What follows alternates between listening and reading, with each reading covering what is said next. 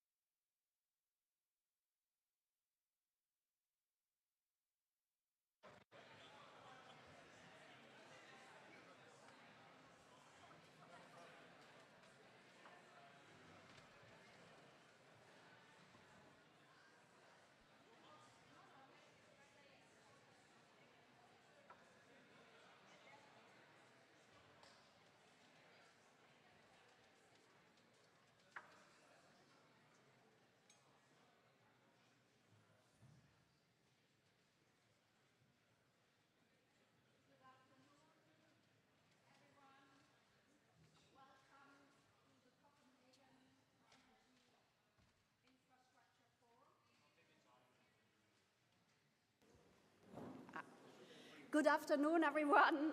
Welcome to the Copenhagen Energy Infrastructure Forum. It's good to see so many people here in the room and already our panelists, which I will introduce in a minute. But this is the 10th edition of our Copenhagen Energy Infrastructure Forum.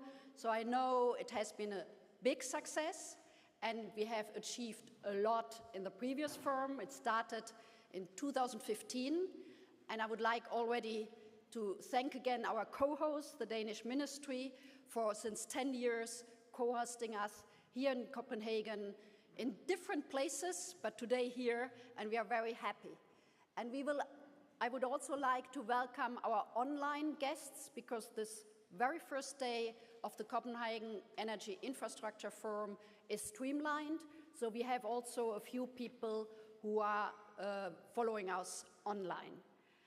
We know that a lot of topics have been discussed in the last 10 years since we created this Energy Infrastructure Forum, be it regional infrastructure developments, public acceptance, financing, cross-border cost allocation, digital transformation, regulatory incentives, etc., etc.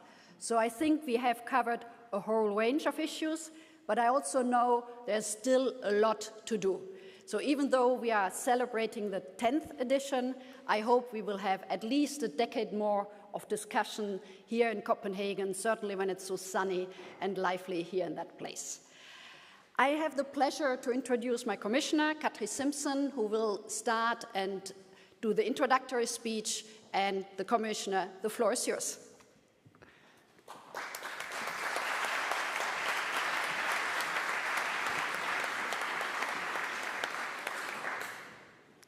Good afternoon, ladies and gentlemen, and good afternoon to everybody who is following us online. My special regards to Danish Minister Lars Aagaard, who was not able to attend in person due to the health issues, but I'm sure that he's following us right now. And I want to thank him and colleagues from Ministry for co-hosting today's Energy Infrastructure Forum. As always, it is a pleasure to be here in Copenhagen, and this time is a special edition. It's already the 10th edition. For me personally, it's my 5th as Energy Commissioner and the last of my mandate.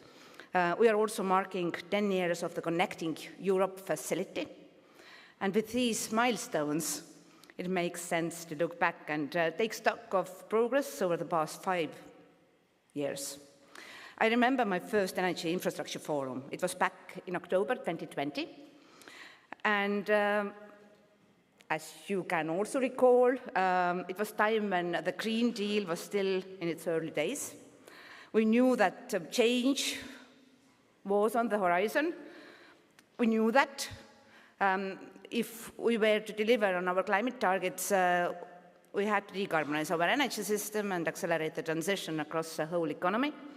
But then Russia's unjustified war against Ukraine, against our neighbor and ally, happened. And this was our wake-up call to diversify our energy supplies and go all in on the transition.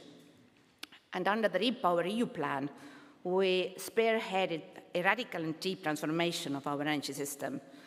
We diversified away from Russian fossil imports. We witnessed remarkable growth in renewable energy sources. And last year, the share of renewables in the electricity generation mix jumped to almost 45%. In all these efforts, we rediscovered an old lesson. Any energy transition must rest on one fundamental pillar, and that is a reliable, secure, fit for the future infrastructure.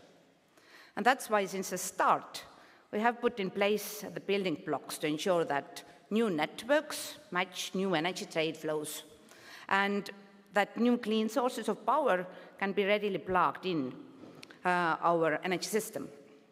And already in 2020, I proposed a complete overhaul of Europe's infrastructure policy. The new 10E regulation made the pivot away from oil and gas infrastructure to focus on future-proof electricity and hydrogen networks. Offshore wind energy became the new outlook. Now, under the revised TEN-E policy, we finally have a list of projects of common and mutual interest adapted to this new age of renewables. It includes 166 strategic projects for the EU, the majority in electricity, but also hydrogen and electrolyzer projects and CO2 networks. And these projects are coming off the ground thanks to funding under the Connecting Europe facility. I mentioned earlier that the facility is celebrating also its 10th anniversary. And in the past 10 years, the program allocated 6.8 billion euros in funding to 65 electricity and 39 gas projects, triggering investment worth around 16 billion euros. CEF has played a major role in making the European gas market fully connected and resilient. And many projects have helped to diversify gas supplies for parts of Europe historically dependent on a single gas source, and this source historically used to be Russia. So projects like the Krk LNG terminal, the Lithuanian-Poland interconnector Kipl, the Baltic Pipe, and the Poland-Slovakia interconnector. Over the last years, CEF has shifted its focus to electricity projects.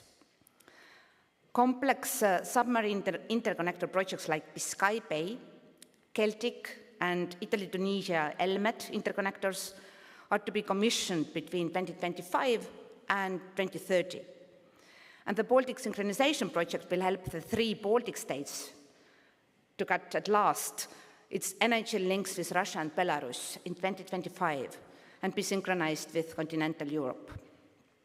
Ladies and gentlemen, alongside all of this, we have put in place a new regulatory framework for a cleaner and more secure European gas market. The new rules facilitate the deployment of hydrogen infrastructure and ensure decarbonized gases and hydrogen can soon flow across Europe, connecting producers and off-takers. Other policies are also making a difference. Under the Net Zero Industry Act, grid manufacturers will get the right support to become more competitive globally. We have also reformed the electricity market design, including important areas such as anticipatory investments and network tariff revisions. And of course, over the past year, we have taken the issue of electricity grids out of a blind spot and put it into the limelight. Our new grids action plan sent an important political signal. It made clear this Commission's determination to build up our transmission and distribution grids and to tackle the bottlenecks. In just over 6 months, the action plan has already made a difference. Today and tomorrow, we will take stock of progress. There will be a dedicated session this afternoon, but let me briefly mention now the flagship action we are delivering on today. Today, the Commission has adopted the guidance on collaborative investment frameworks for offshore renewables. Offshore energy projects are critical for Europe and for our regions, but these projects need a lot of planning to ensure that new offshore generation can effectively reach demand centers. And this all requires significant investments. Such investments need to be fair, based on the principle of equitable distribution of costs. The guidance adopted and published today gives us a clear direction of travel. It will help to ensure that costs and benefit analysis, as well as cost-sharing and allocation activities, are based on fair principles and sound technical calculations. We have not stopped at modeling and procedural elements. We have gone further by raising other instruments that should be discussed in our high-level groups and developed based on the needs of each region. This includes tools to facilitate the full use of the cost allocation mechanisms for transmission projects and tools to cover the persisting financing gap. We hope that our new guidance will help member states, regulators and TSOs in their future discussions on offshore plans and projects.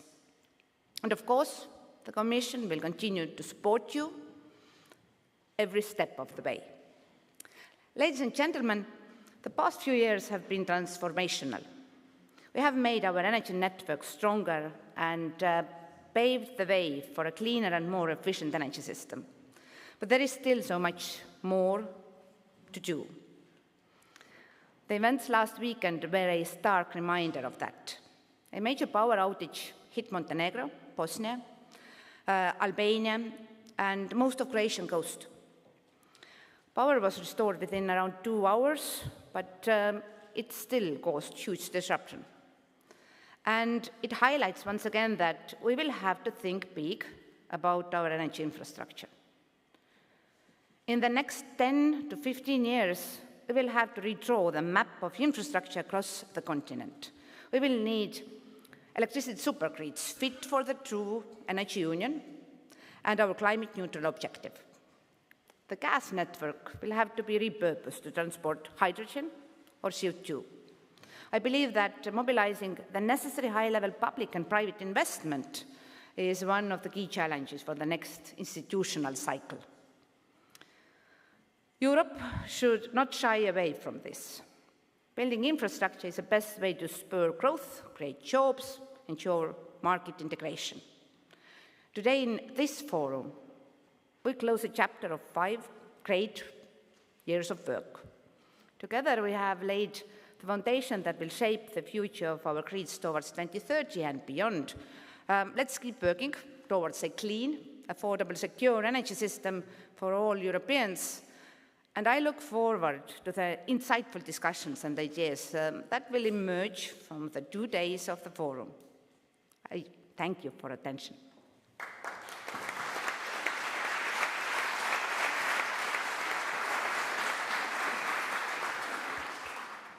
Thank you very much, Commissioner. And now I would like to invite Christopher Bützau, who is the Director General of the Danish Energy Agency, to say also some welcome words. The floor is yours.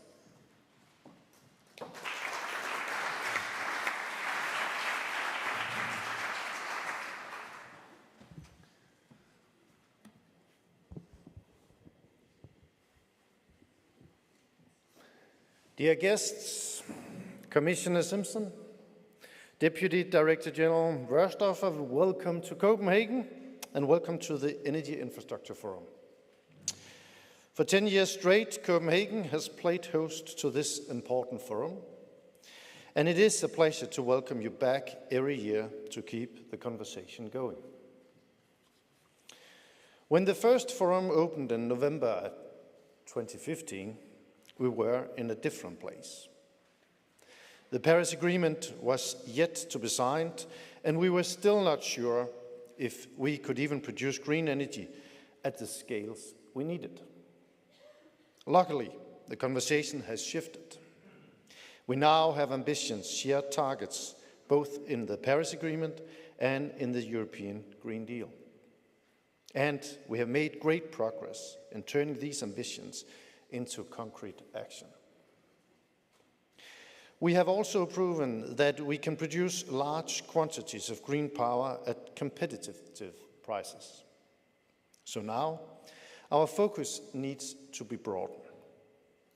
The Commission expects that we will need to double our cross-border transmission infrastructure by 2030. We must ask ourselves, how do we ensure that our grids are developed further and faster? And how do we secure the necessary investments? It is simple. There will be no green transition without efficient transmission. Without it, we will continue to rely on fossil fuels, and that is simply not an option. If we look 10 years ahead, I hope that we will gather again here in Copenhagen in 2034. If we deliver on our ambitions, by then our electricity grid will be stronger, more interconnected, and more stable than ever before. On top of that, our existing gas system will have undergone significant changes.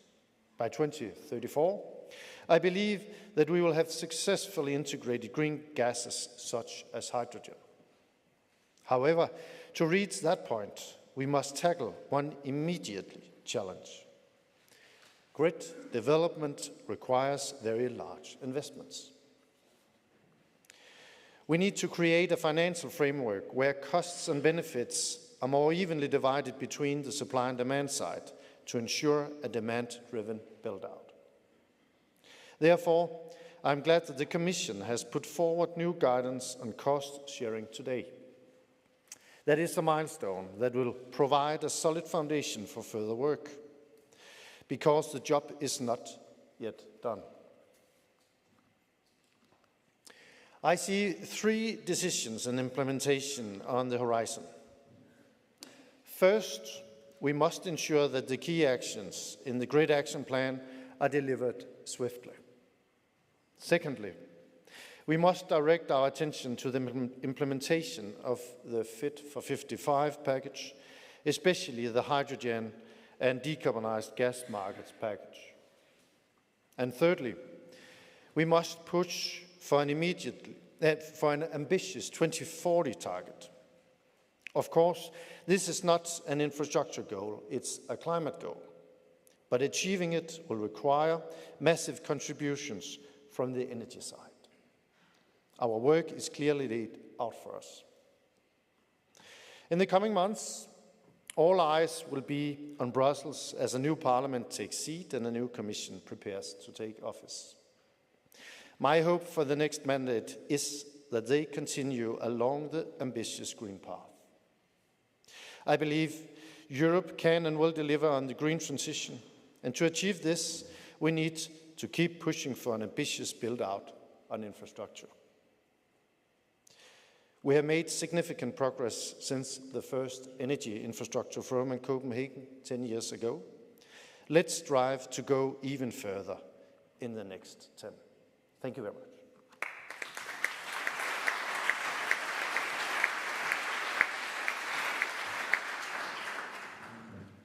Thank you very much, Christopher, as well, and thank you again for the Danish Ministry for hosting us. With that, we will start our first high-level session, and I'm very pleased that we have a really long range, a long table with high-level speakers. I counted we are 10, so it's the 10th year of the Infrastructure Forum, and we celebrate that, and I'm very much looking forward to the discussion. I will shortly introduce the speakers and ask them one question, and as we are a bit tight and high-level speakers, I would like to ask you to go straight to the point in your intervention. With this, I would like to start with the EIB, the European Investment Bank, and the Vice President, Thomas Östros. So thank you very much for joining us here in Copenhagen. We are aware you have a tight agenda today. That's why we invite you also first, but also because of the important role of EIB. We also know that the EIB has done a lot and a long-standing experience in providing long-term financing for electricity network, and we would like to hear from you both your experience but also your perspectives from the bank's view on the long-term financing for grids. Thank you. Thank you so much, and thanks for inviting me to this important conference. Talking about interconnectors, as a Swedish representative in the European Investment Bank, it's always such a joy to fly into Kastrup and you see the beautiful bridge that connects Sweden and Denmark together, and it was financed by the European Investment Bank. So I feel a bit proud when I see it. So clean energy infrastructure is of course the backbone of any energy transition, and the EIB is trying to be as supportive as possible of the Commission agenda led by Kadri Simson. The initiative of Repower EU, the Grid Initiative, all these initiatives is forming a remarkable period in European energy policy. And as Kadri Simson said, grids have been taken out of the blind spots into the limelight, and I'm grateful for that. A fully integrated, interconnected and modern energy infrastructure network is crucial to accelerate the energy transition and to achieve the EU climate and energy objectives. It is also a matter of ensuring energy security, as we all are aware of today, preserving our economic competitiveness and reinforce our strategic autonomy in an increasingly complex geopolitical region that we live in. The investment needs are super high. Transmission and distribution grids needs to be upgraded and extended, including cross-border infrastructure. The increased renewable energy that we now supply needs to be connected into the grid to get stable systems that work efficiently. And all this needs to be done containing investment costs and keeping tariffs affordable for the final consumer. And the last thing is certainly a challenge indeed.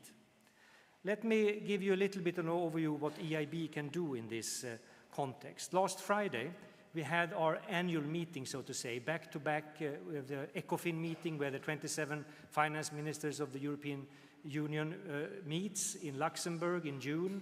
They also devote a couple of hours to the European Investment Bank. And then they took a decision to support the strategic roadmap for the coming years. And the first point of 8 priorities is to sustain the climate bank concept and support that development in the European Investment Bank.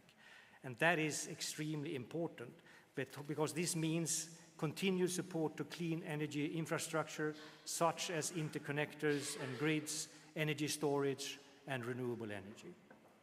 EIB lending to electricity networks have been traditionally high, but have increased further in recent years, not least after implementation of our energy lending policy, which meant already 5 years ago that we stopped financing unabated coal, gas, and oil and concentrate on renewable energy, energy efficiency, and interconnection and grids.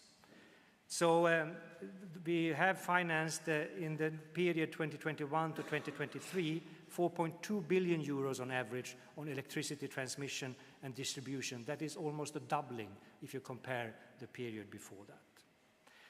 We have also initiated our own response to the Repower EU from the Commission. We call it Repower EU Plus, where we devote 45 additional billion euros on top of our annual lending the coming years to support energy transition. Clean energy, including infrastructure and manufacturing capacity for state-of-the-art strategic net zero technologies and products all the way until 2027. This will mobilize 150 billion of total investment, so it is a substantial contribution. The EIB offers a wide range of products, from corporate loans to project finance loans to participation in green, included hybrid bonds, as well as more recently sustainable linked loans. The bank also, and that is important, offers advisory services to help to prepare and implement energy infrastructure projects. Some examples of financially innovative operations in recent years are the EIB participation in the green hybrid bond issuance by Redea Cooperación in Spain and Tauron and Energa in Poland, contributing to the deployment of the investment plans of TSOs and DSOs companies. The EU Bank is a natural partner when it comes to providing long-term financing cross-border investment that foster the creation of a truly European energy union. We continue to finance cross-border interconnections and projects of common interests. For example, the Nordic high-voltage direct current interconnector between Germany and Norway, or the Elmed interconnector between Italy and Tunisia, which is the first PCI with a southern neighbor being supported with a CEF grant. And the current pipeline in the bank contains several of these projects. So to conclude, we can be very supportive of the agenda of stronger interconnection. We will support electricity grids, energy communities, microgrids, green hydrogen, and also infrastructure connected to green hydrogen. So we are ready for business and open for discussions on wherever we can be supportive of this development. Thank you for your attention.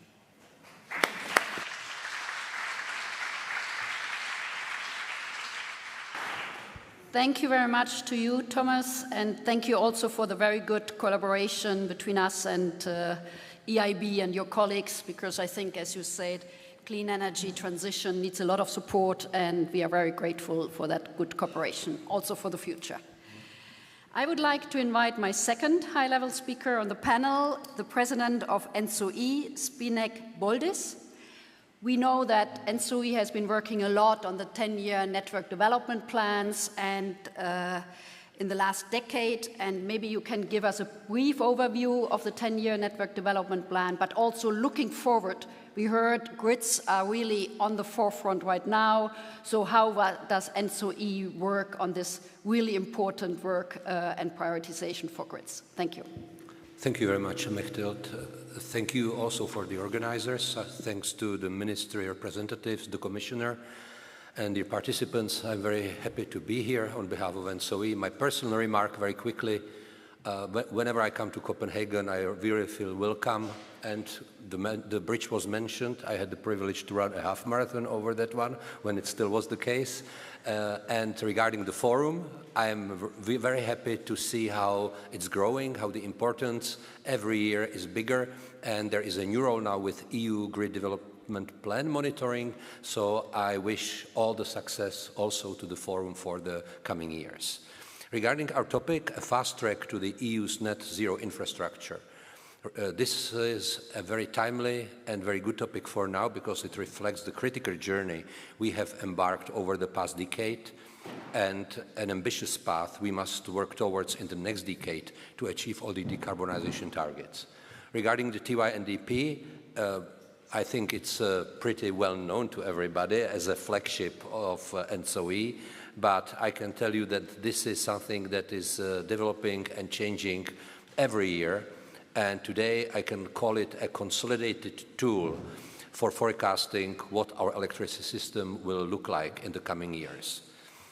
It provides a comprehensive grid development, identifying key projects and investments required to meet our energy targets, and by continual refining this process, we have been able to anticipate effectively all the dynamic changes in the energy transition. Despite its name, 10-year Network Development Plan, it expands the scope beyond the next 10 years. TYNDP 2022 already explored the 2030 and 2040 time horizons, and for the first time, 2024 will look to 2050. During the last decade, the TYNDP process has been continuously developed and improved to meet the expectations of different stakeholders, and we at the same time maintain all the challenges and all the new terms of legislative process and new regulation. For example, the 10E regulation has recently been revised, and its full implementation in the current TYNDP cycle leading to TYNDP 2026 will bring further improvements to the process in line with the stakeholder and policy level requirements. This means better cross-sectoral coordination, better consideration of policy objectives, better stakeholder involvement, stronger oversight and full integration of the offshore network development plan, which we launched earlier this year. The TYNDP is now broadening its scope to address the challenges and opportunities in the energy transition. As the European energy system moves towards achieving European policy goals, transmission planning processes are evolving to more integrated with other levels of the electricity system, including distribution and other sectors, to realize the true system of systems. The TYNDP scenario building process integrates more sectors and considers additional factors with each new addition. It enables to identify synergies between sectors. For example, the following 2024 TYNDP cycle scenarios, we found that final electricity demand will grow significantly in all scenarios, reaching up to 61% growth by 2050 compared to 2019 baseline. Peak demand growth will also be a key element to consider. Our TYNDP 2024 scenarios foresee up to 60% by 2050. Taking into account the expected increase in variable renewables, it is an important aspect to consider. The contrasting trajectories of renewables and fossil fuels are clearly reflected in TYNDP 2024 scenarios, where renewables will grow by a factor of 2.6, meaning 163%. Fossil fuels, on the other hand, remain in all scenarios. The share of renewables and low-carbon sources will change drastically in the new decade, And already in 2040, the TYNDP scenarios foresee that more than 99% of the electricity will come from the clean sources. In deviation scenarios, which depict a climate-neutral energy system by 2050. The national trend scenario projects 96.5% of electricity to come from those sources. In 2024, we published the first offshore network development plans according to the 10E mandate, and it streamlines the strategies for the implementation of the offshore infrastructure in all European basins. Just the last sentence. The future TYNDP will aim to provide an integrated onshore and offshore view of system needs with interconnection needs, hybrid infrastructure needs, and onshore internal reinforcement needs. Thank you very much.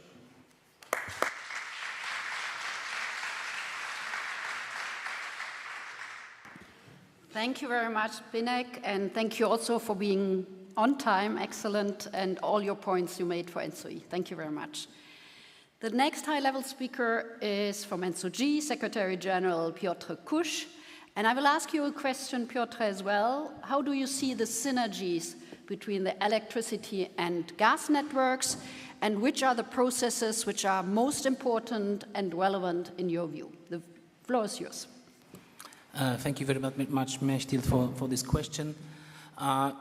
Before I get to the point, I'll also be very concise today, knowing about our time limitations. So first of all, to the Danish Ministry, to the Commission, to Madam Commissioner, also congratulations on celebrating our 10th anniversary of this very important forum that is really truly bringing all the stakeholders to discuss the challenges we have for the European energy infrastructure. And I'm also very proud for the whole ENTSO team that we are contributing and supporting this format from the very beginning.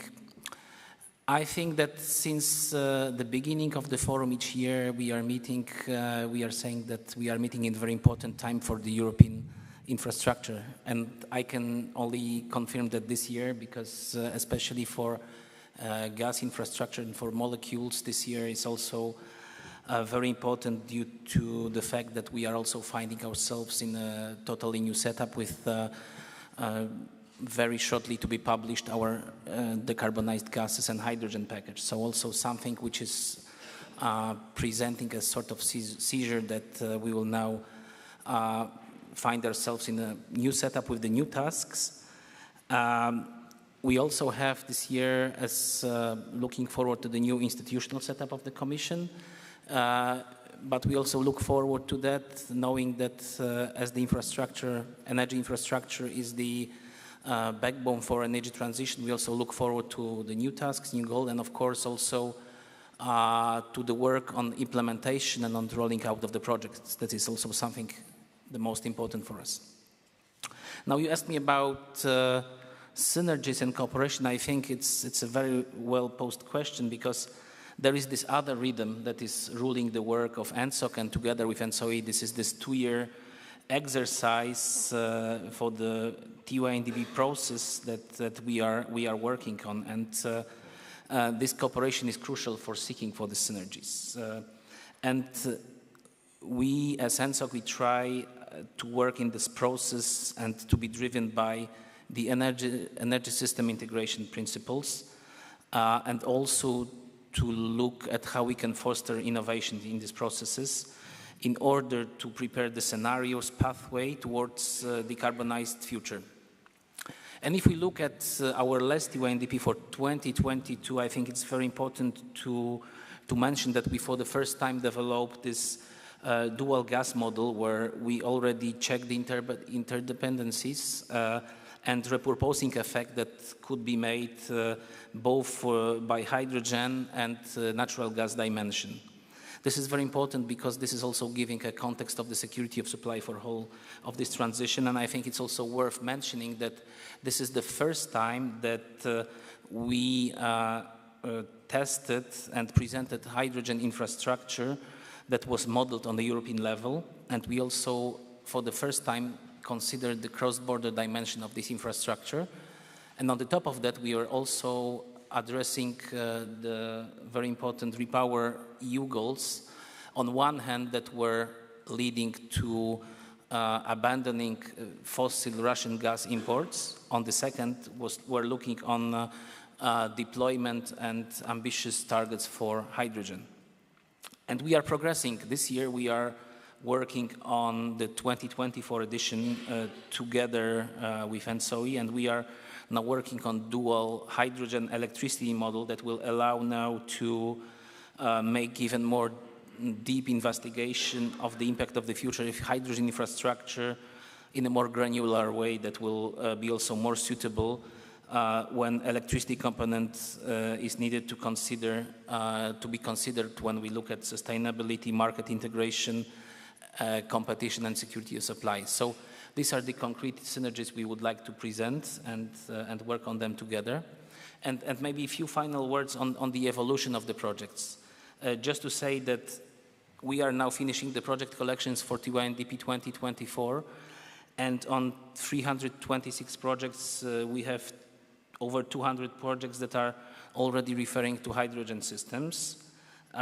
We have 155 projects, 152 projects that were submitted in 22. So we see a significant increase in this category with simultaneous decrease of the gas projects. So natural gas projects are decreasing from 160 to only 90. So it shows also the progress not only on the European level, but also concrete progress on the national and companies level to foster new projects, with also new categories of the projects in the smart grids subcategories and also CCUS and CO2 transport. So these are the concrete ideas for synergies. And of course, the challenges remain the same for us. So we have to still work and address the interlinkages between different systems and looking for the new tools to assess them together. And finally, not forgetting about how important is this component of security of supply to maintain it along the transition process of the grids. Thank you very much.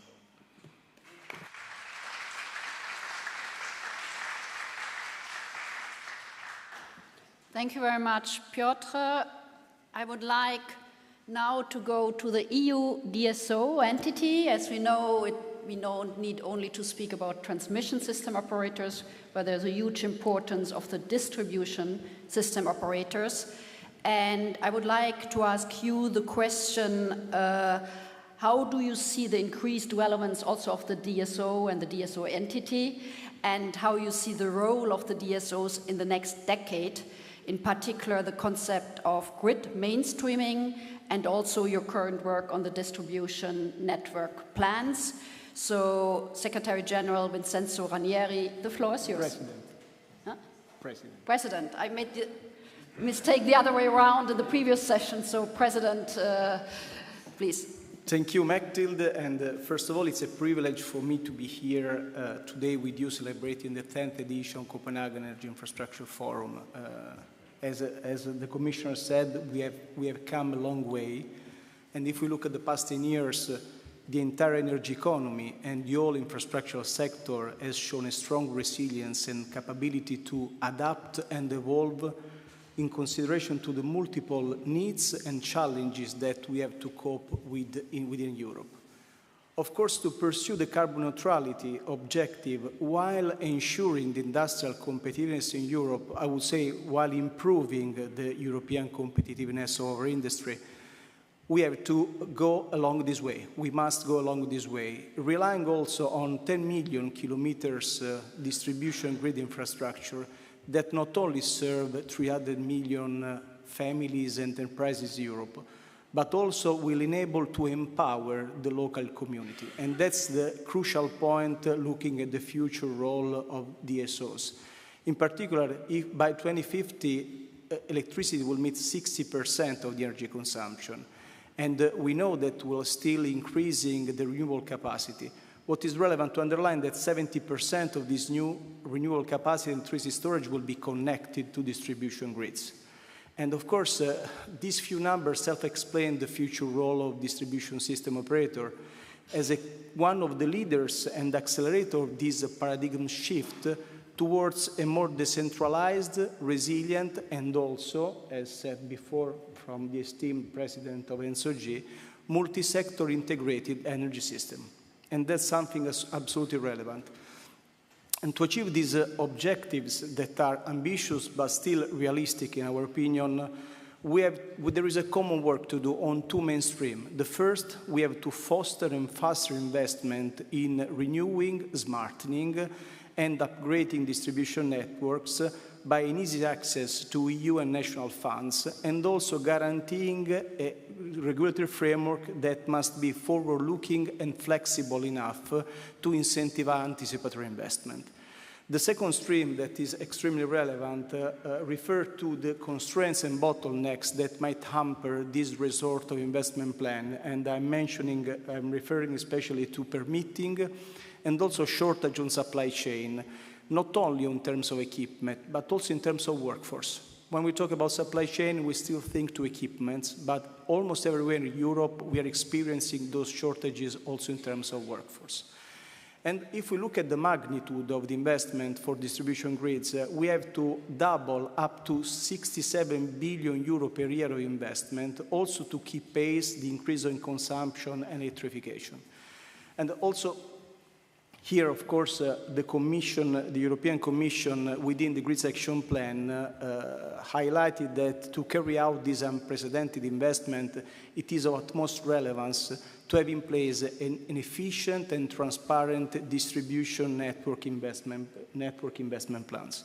And under Action 3 of the Grids Investment Plan, we are working as entity together with ENTSO-E in order to deliver recommendation to support all the DSOs in improving these network planning activities across EU. In particular, we need network development plans that are open and consistent with the DSO strategy to deliver the current and the future challenges while ensuring a perfect alignment with local regulatory requirements and national goals. And this is an extremely relevant challenge that we have in front of us. How to converge the European view and the local view and national view that sometimes are not perfectly aligned. But this is part, of course, of our task. And also in the preparation of these distribution network development plans, as entity, we strongly recommend to all our members of the entity to have constant and transparent exchange with all the stakeholders, not only TSO, local administration, but also local communities. Because to guarantee this network build-out in an effective and consistent way, we need also to involve customers. We need to involve the local communities. We have to make part of this project, we have to make part them of this energy transition. For us, this is extremely relevant.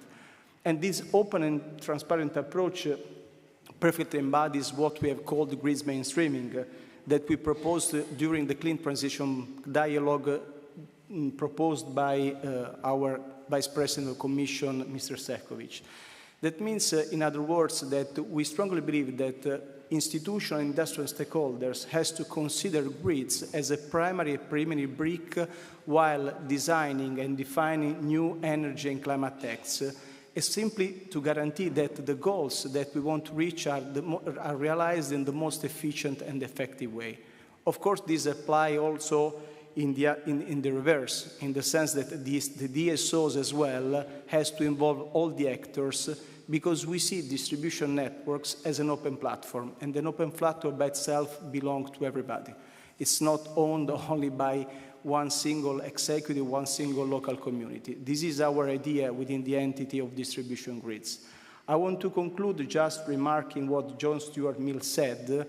There is not a more accurate test of progress of civilization than the progress of power of cooperation. And in the name of this progress, that within the ENTSO entity, we are committed to foster this collaboration in order to grant to the European citizens what we call a distributed future. And I'm totally sure that among this audience, we will have great allies to work in this direction altogether. Thank you.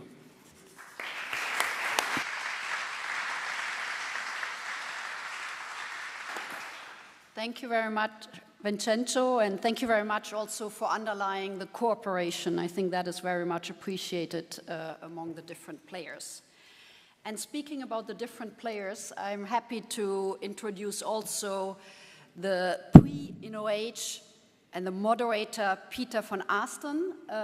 We all know with the decarbonized gases and hydrogen package, the co-legislators also decided on a new body, which is called NOH. And there was a successful first launch meeting last week. I think the commissioner and Katarina and others were there. So we want to hear a little bit more from you that how you see the role, how is it evolving as a new body in the game, and what are the perspectives in the short and longer term. Thank you very much. Yeah, thank you for the introduction, and thank you to already be here, even though we don't exist formally yet. So that might actually be a first in this forum. Maybe also looking back, I mean, 10 years ago, my own company Gazini was also here as a speaker, and I was looking in the notes of that meeting where we were already talking about an integrated system of electricity and gases, and about some of the new projects that we were actually also involved in. Well, some have taken a flight, some have taken a bit longer than expected. I suppose, as the French say, plus ça change, plus ça reste. But certainly the magnitude of hydrogen wasn't something that was on the table back in 2015. So I think that there indeed also new developments can take shape. So today here as the pre-NO, and indeed last year we had the political agreements that made clear that we had to establish this body as future hydrogen network operators. And whereas, of course, the discussions on the package took quite a bit of time, you were a little bit less generous towards the deadline that was imposed on us as operators. So with a deadline around this summer, we started working in January with 38 future HTNOs for the countries where there's not an operator yet, that we had member state representatives also joining in. I think it shows also the keen interest, east to west, south to north, of establishing this body and actually building the hydrogen infrastructure market. So I would say that we ran an inclusive process in establishing the new body. And indeed, last week, after a 6 months process, we found an agreement among each other on the Articles of Association, the rules of procedure, and the first membership list. And of course, we were very grateful to have the Commissioner there with us to mark this moment. And now, of course, we are, I would say, in the hands of the Commission, of yourselves, and of Acer in forming your opinion on the work that we have done. And of course, based on your opinion, we will then able to actually formally establish it. But I think it's good to also, of course, remind everybody in the room, and I'm quite sure you're also already keenly aware that we're doing something different than back when we were establishing ENTSO-E and ENTSO-G. And of course, some of us also in this process have had that experience, but of course back then there was already an electricity market, there was already a gas market, there were already TSOs, maybe not already certified based on the third package as it was developed in 2009, but of course here we are still going to build a market. We still need the operators to be designated at national level, they need to be certified, and of course in some member states there's still very much discussion on the shape and the magnitude of the hydrogen market. So this is something that we will need to work on jointly, building that market. And of course there, establishing NO is just a single piece in the wider puzzle of establishing the market. We need the production side and we need the demand side, and we stand ready to do that. So what we will do, we will not sit on our hands while you are writing your opinion on the homework that we've done.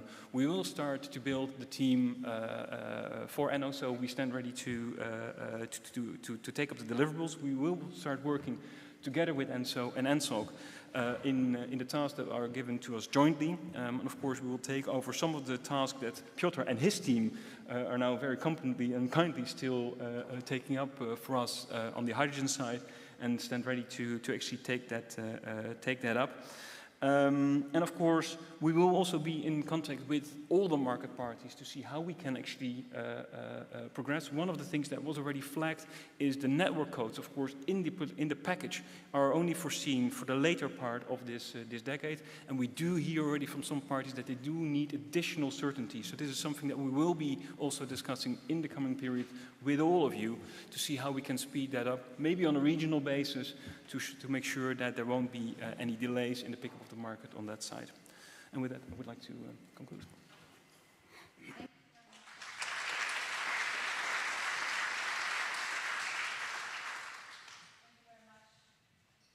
Thank you very much, Peter, and thank you for accompanying that process and already be here before the organization officially exists. But you also mentioned the key role of ACER in that process and more generally. So we all know that the regulatory framework on energy was stable and has been proven stable and robust for the networks, and we also know innovation and incentives are still necessary. So Christian, could you please give us an overview of the evolution of the regulatory framework in the EU in the last decade, but also some future perspective? And I will give the floor to Christian Singlerson, who's the director of ACER. Christian, please. Yeah, thanks a lot, Mechthild. You thought perhaps you were escaping PowerPoint, but no. I brought them back from the grave, or at least 4 slides only, even though I had many more. It's nice to be back in my hometown, wonderful Copenhagen, particularly at a time like this. And I'll kick off with this. That's the more future-oriented aspect, arguably, that part of your question, Mechthild, namely reaping the arguable, quite significant resource potential from different offshore basins around Europe, apropos the cost-sharing guidance, which was issued a bit earlier today. I would say that if government leaders wish to pursue this vision of, say, regional or continental scale resources offshore, whatever the sea basin is, the implications are likely profound. They are profound for future coordination and planning. They will be profound for the sharing of benefits, of risks, and also costs. They will likely be profound for system operation and having certainty that cross-border capacities are made available for trade. And they will have implications for rigorous enforcement needs ahead as a way of institutionalizing the necessary trust. So this carries very significant implications, but also touch on 2 other elements which I would find closely related, which in my view would need to be tackled actually irrespective of whether government leaders wish to pursue this.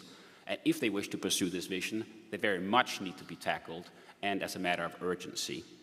And the first is a lesson, which I think is a lesson primarily for governments, maybe also a bit for regulators, represented by this particular slide. To the left, you see a recently updated map of the Dutch grid, seemingly quite congested. And to the right, you see some insights from a relatively recent market monitoring report, which shows a 12-fold increase in negative wholesale electricity prices in 2023 compared to 2022. That's quite a lot, 12-fold. Some of that can be explained by one-off factors, like a delayed nuclear power plant coming online in Finland, etc., but certainly not all of it by one-off factors. So what lessons might this hold, you may ask, in addition, of course, to perhaps solving this problem by building out more grid? I would argue there are at least 3 lessons. First, deployment frameworks may in certain jurisdictions have been too generous in the past, or they may not have subjected generators sufficiently to system signals. Second, grid tariffs probably need a second look to see whether they have enough of a locational nuance and specificity, or put differently, the grid connection tariff implications of building something in the middle of nowhere need to be quite significant. And thirdly, if ever I saw a business case for storage, it's that image to the right. And yet, demand response seems to linger in several jurisdictions yet. I wonder why. Maybe there are some barriers that need to be tackling of a non-monetary nature. Now, the other key element that, in my view, needs tackling is the infrastructure equivalent of the efficiency first principle, which I would argue is get more out of what you have or more out of that which you will soon build. And here we're facing a bit of what I would call alarming duck genetics, to those of you who are familiar with the duck curve. In many jurisdictions, the belly of the duck is getting lower and the head of the duck is getting higher, a fatter and higher duck, if you want that a little bit more bluntly. And so what perhaps to look at there is, I would argue that if we were to continue to build for peak in terms of a lower belly and a higher duck, we may at some point find ourselves with a prohibitively expensive proposition. And so I would argue that we need to allocate significant attention to enhanced grid capacity as one component of enhanced grids. Now, thankfully, there are several technologies available that can tackle this. I think we'll go into that a bit more during the course of tomorrow. This is a study that was presented 10 days ago, and we'll have some chances to discuss it. Several technologies exist. There will likely be a significant increase in digital investment, digital prevalence of the grid, and also increasingly sophisticated network monitoring tools probably also lie ahead on the investment agenda. And in fact, I would argue that if grids are not operated close to best in class in the coming future, one may see the willingness of public authorities to sign off on new grid build-out start to dwindle. So that is why I think this is a necessary corollary of the discussion. Now, of course, we as regulators, we have a role to play here. We need to make sure that we have the proper incentives for system operators, both carrots and sticks in place. And tomorrow we'll hear of some of the, what I would call rather front-footed experiences, not least from Italy in this regard. And we'll also hear of a recent study that the Florence School of Regulation did, where they tried to suggest sort of a benefit-sharing type scheme ahead. So that's also what's in store. I have many more slides, but I'll leave it at that.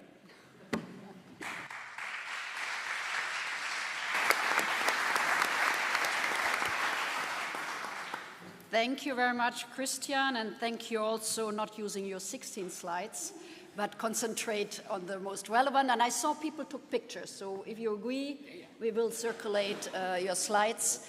And as you say, we will have time later today and also tomorrow to go deeper in some of these important aspects you just raised. So thank you very much for your presentation. Last but not least, right now, I have the pleasure to invite our director for SINEA, the agency we work extremely closely with, Paloma Abacarote. And I will ask Paloma to give us an overview on the CEF's contribution to projects of interest in the last decade, but also to look at the new PMI status and the synergies with other financing initiatives, such as the Hydrogen Bank or others. Thank you, and Paloma, the floor is yours. Thank you, Michael, and also the European Commission for having invited me to this forum. It's my first forum, and I hope it will not be the last one. And I will be here in 10 years' time to celebrate it as well. So thank you very much for that. So as, today is the 10th anniversary of the forum, but as the Commissioner Simpson said, it's also the 10th anniversary of the Connecting Europe facility, which is the main European Union program to finance infrastructure. And since 2014, the agency had been entrusted of about 6.8 billion of euros, with which we have financed until now 184 actions, which they have resulted either in interconnecting member states or removing bottlenecks of the system, or addressing some of the regional needs. And all these actions have triggered together around 16 billion euros of investment. But here, when we are talking about a financing program, we don't only bring financial benefits. Other benefits come along with our support. We are talking either sometimes about better regulation or better regulatory conditions. It could be more visibility for the program, accelerating planning, higher credibility or higher for the investors because we are the risking part of the investment. And all this together allows the realization of a critical energy infrastructure projects that maybe otherwise would have done at a lower pace and at a lower scale. And it's good to reiterate the achievements of what the Connecting Europe facility has done. We have supported 100 projects of common interest or projects of mutual interest, of which 42 have been commissioned. And when I look on the facts and figures of what all these projects will bring, there are quite a number that I would like to mention now. For example, the expansion of the electricity grid with more than 22,000 kilometers of new electricity lines, which will allow the transmission of 52 gigabytes. Or the increase of the energy electricity capacity storage by 153 gigawatt hours. or the realization of 450 kilometers of smart grids using innovative communication technologies which have allowed the efficient use of renewable sources of energy. And also, for example, the development of 1,000 kilometers of CO2 transporting pipelines which are communicating the emitters in the industrial sites with permanent storage facilities. So I would say that all in all, the Connecting Europe facility has contributed to the objectives of the Repower EU by supporting resilient and future-proof energy sector, and therefore allowing for the security of supply. But the green transition needs additional net zero infrastructure. And the action plan for grids already signals that important investment needs are needed in the electricity sector. But we also need to enable infrastructure to transport new commodities like hydrogen or low carbon gas. And in this sense, I think that the European Union has a commitment to continue supporting these infrastructure needs. For example, together with us, with the Connecting Europe facility. We have, for example, opened a call already last month for around 850 million to continue support infrastructure, and 3 billion more will be put until 2027 at the disposal of the investors. But we are talking also about synergies and other programs, so also in the agency we are looking into more holistic way together with the European Commission, and we have been supporting through the Innovation Fund, for example, the creation of the Hydrogen Bank on the domestic side. And we launched last year the first auction on green hydrogen, which was extremely successful. We received 132 proposals, and we could only finance 7 projects. But 7 projects with the support of 720 million, which will produce in the next 10 years 1.8 million of tons, but also avoiding around 10 million tons of CO2. And these auctions will continue in the future, so we will be supporting the production and together with CEF the infrastructure. So to conclude, I would say that the Connecting Europe facility remains here to foster the development of the European energy network that is interconnected, sustainable, and resilient. And I think that such a network is very crucial to ensure security of energy supply and the resilience of the system, and to contribute to the European Union competitiveness, which is very crucial at this moment in time, together with the decarbonization of the economy. So that's all, and thank you for this one.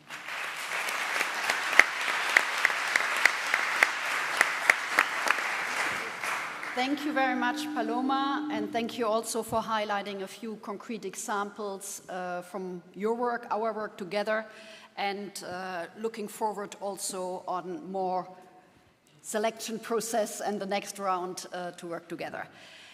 I will have a last question to my 2 neighbors, high-level speakers from the beginning. So I would like to ask the question to Commissioner and to Christopher Botzau.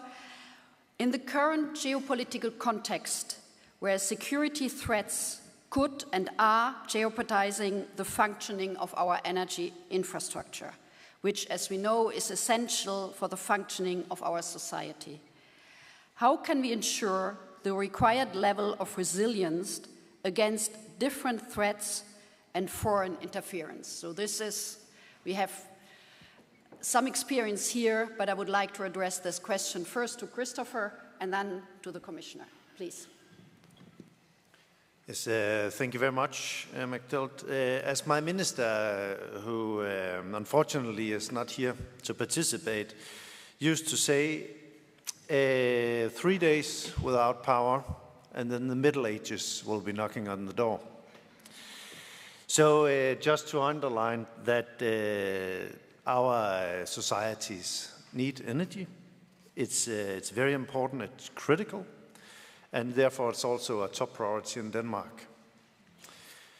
The more and more renewable energy we have actually comes with a more decentralized system and a more digitalized grid.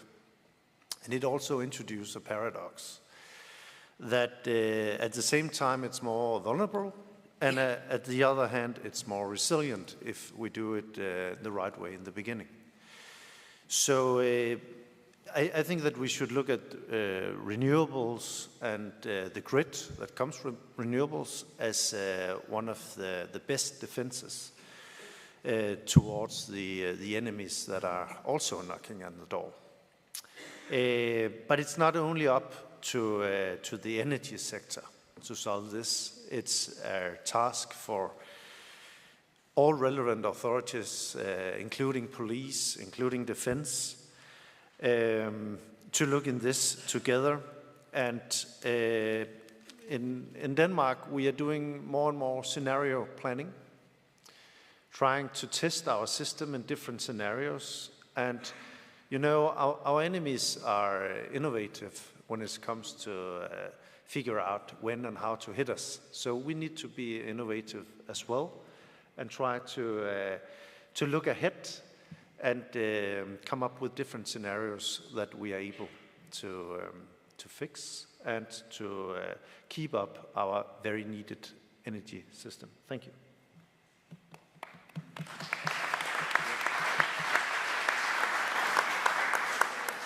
Thank you very much, Christopher. Also from a more national perspective, how to react and increase resilience with scenarios and cooperation with other sectors like defense. Commissioner, please give us the European view. This is already the third year and counting when our neighbor and partner and future member of EU, Ukraine, is fighting for its independence and freedom. And they are not only fighting at the front lines, but there is another battle ongoing. Russia is targeting their energy infrastructure, and they are facing daily the cyber attacks. So I can say that this Russia's war in Ukraine has also fast-tracked our work to address our resilience of our critical energy infrastructure. Saying that, of course, already years before 2022, we were aware that natural disasters and technical failures, extreme weather events, but also malicious attacks, that they will have a far-reaching consequences. And EU had already acted on critical infrastructure resilience, but since 2022, we have paid specific attention to resilience. So since December 2022, a couple of months after sabotage acts against Nord Stream pipelines, we do have in place a Council recommendation on a union-wide coordinated approach to strengthen the resilience of critical infrastructure. And one key priority here was exercise that started with energy sector stress tests. We have already received a considerable number of member states' reports on these tests, and we are currently assessing the results and lessons learned. And of course, this exercise is a team effort. So it is not only energy sector that has to address possible threats, but this is cooperation with security and defense players and sectors in member states. From Commission side, we have also adopted several directives, and the transposition of the directive on the resilience of critical entities and the so-called NIS2 directive, they should boost the overall resilience of critical energy infrastructure. And, of course, as our power system is so interconnected, it is particularly important to address the possible cyber threats. And in this regard, This is very important that we just adopted a network code on specific rules for cybersecurity for cross-border electricity flows. I think that in the context of increased man-made threats, collaboration between different players is a key.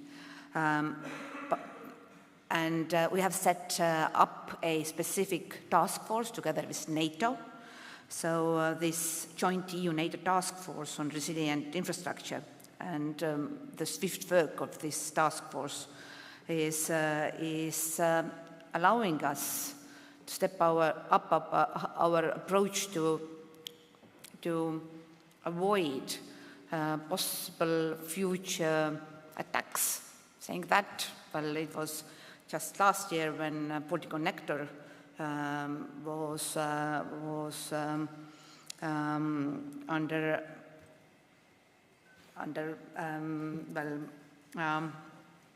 was out of business, and it is still so.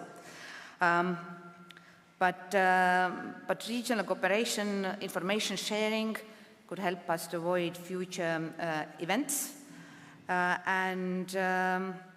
To conclude, I just want to flag 3 work streams where we will continue our work. These are preparedness. If incidents will occur, then ability to respond quickly, and international cooperation. Thank you.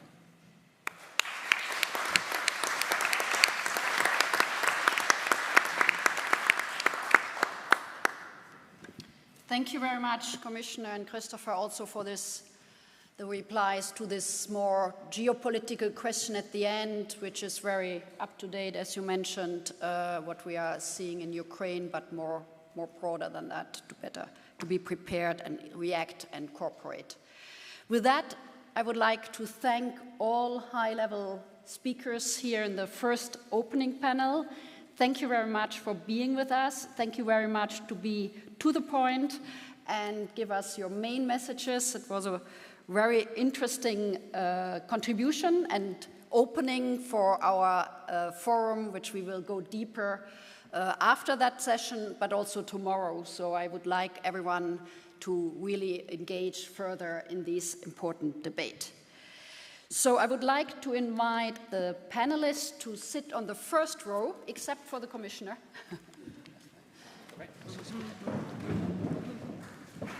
and they will move the table. Okay. And I would like Paloma now to take over, because we have an award ceremony where we will give a really important project, PCI Gabetta Smart Grids, and I would like to invite those who are part of it, but first Paloma, who will take over from me. Thank you very much all.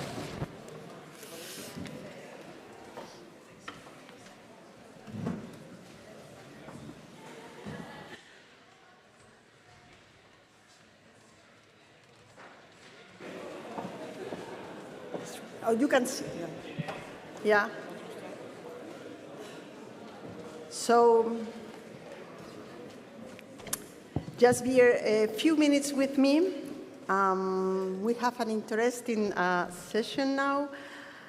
And in fact, it's a great honor for me to open this ceremony marking the signature of the grant agreement between CINEA and the Gabetta Consortium, formed by EGD from Czechia and Wagenwerk from Germany.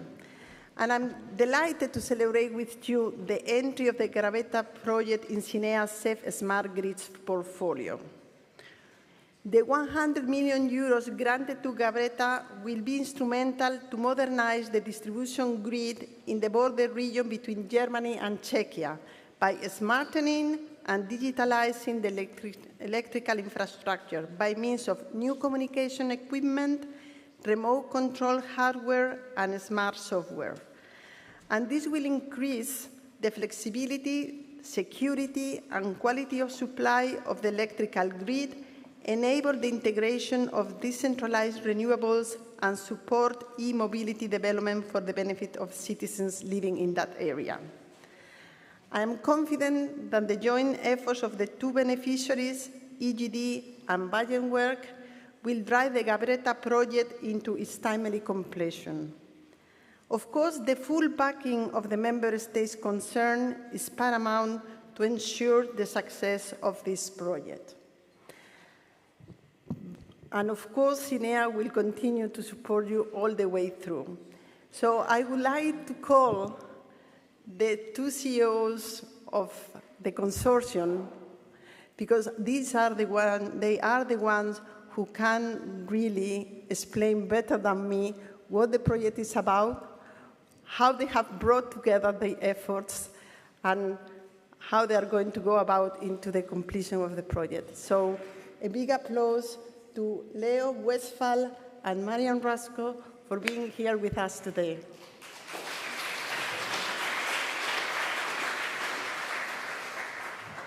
Shall I start?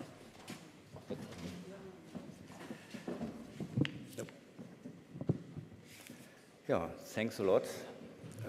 Dear Honourable Commissioner Simpson, dear Honourable Deputy Director General Wörsdorfer, here you are, dear Honourable Director Gabotta, and thanks for the nice introduction, dear colleagues and distinguished guests.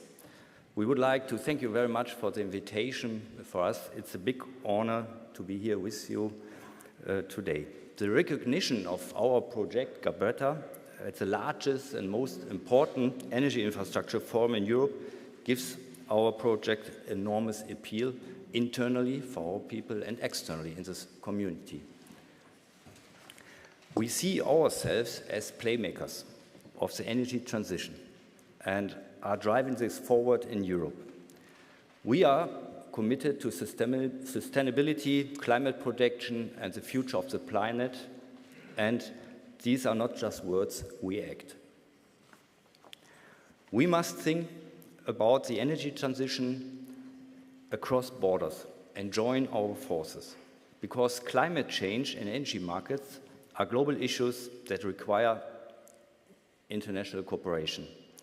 Such cooperation requires partners, and with our E.ON sister company EGD, with Marian Rusko, the distribution system operator Bayernwerk Netz has found the right partner for such an important cross-border flagship project.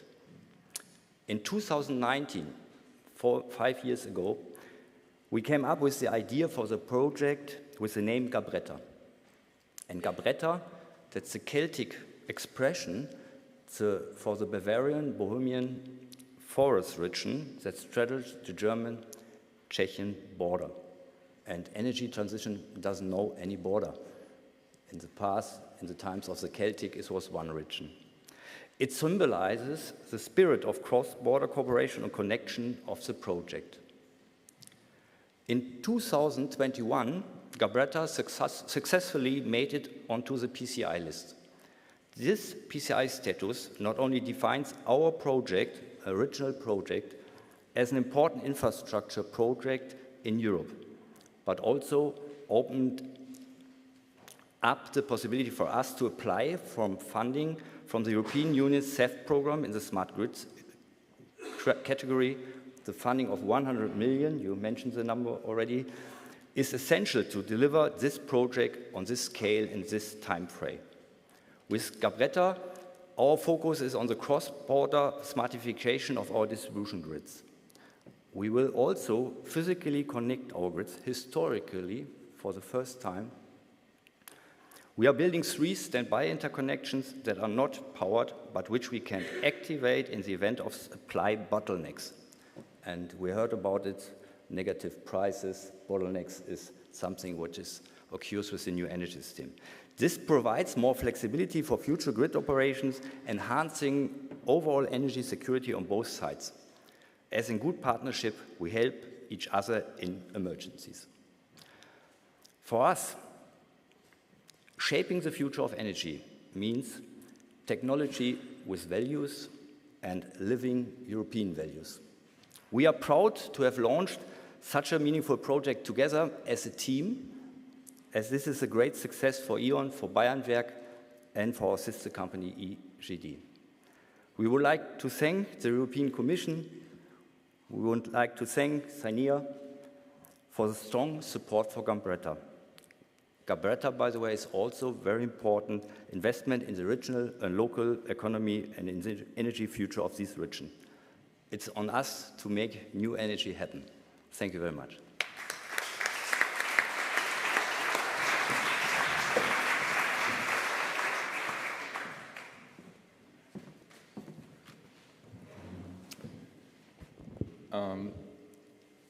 Dear Commissioner,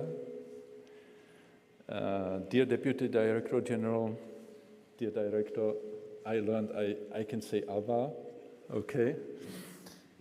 Esteemed colleagues and distinguished guests, it's also for me a big honor to be here and just to speak at such a prestigious forum. The Gabetta is indeed a project, a shining example of what can be achieved through international cooperation, and it might also serve as a blueprint for addressing the future challenges of the new energy world. Just to give you an example what's going on in our market, in the Czech Republic, in the area where we have the distribution, where we are operating our distribution grid, for example, in 2022, we got so many requests for connecting, especially the renewables on the photovoltaic side, as we got the 10 years before in a sum. So it's increasing dramatically and really in a short time. And I'm quite convinced, and on the other side, just to be honest, also the customers are changing their behavior. So the customers are not passive one, just only using the electricity, but try to be active, just share the electricity, build energy communities, and probably also to provide flexibility to the aggregators.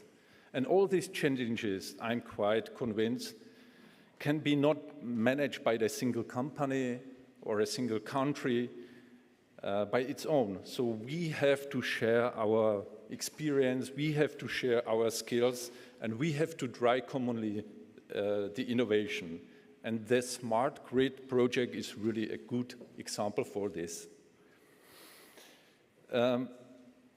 Allow me to say what's behind the project. I used to say there are two parts on the investment. On the one side, it's the hardware. On the other side, it's software. Let me say it in these brackets.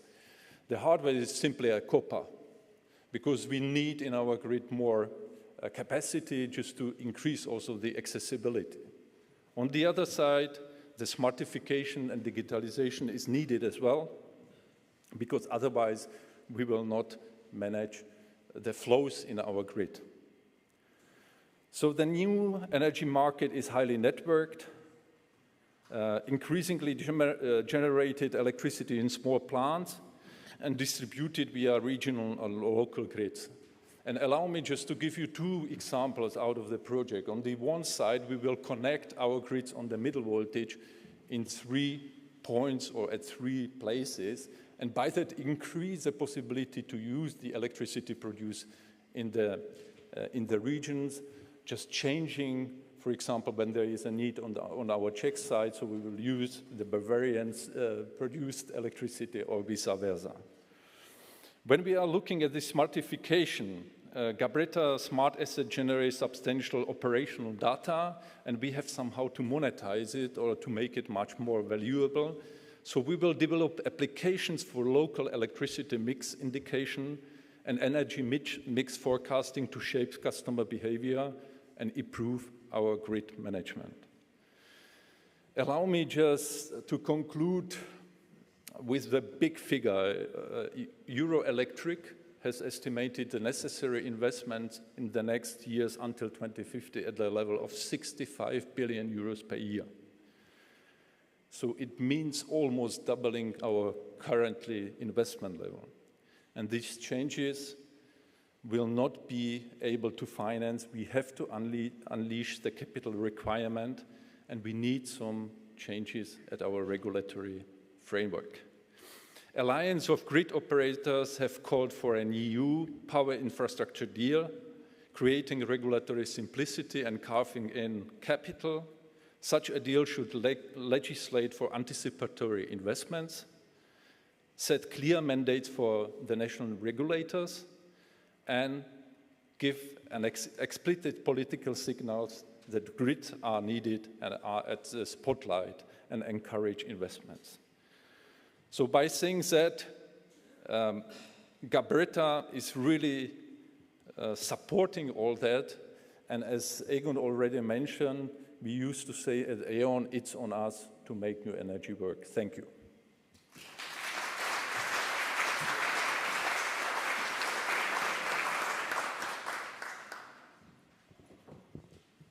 So we have also today the pleasure to count on the presence of the ambassadors, of the German ambassador to Denmark, Ambassador Hector, and also the presence of the ambassador of the Czech Republic to Denmark, Ambassador Ellinger. So I would like to call the Commissioner, if you can help me to hand over the certificates, and also the ambassadors here to receive together with the beneficiaries the certificates of this grant agreement.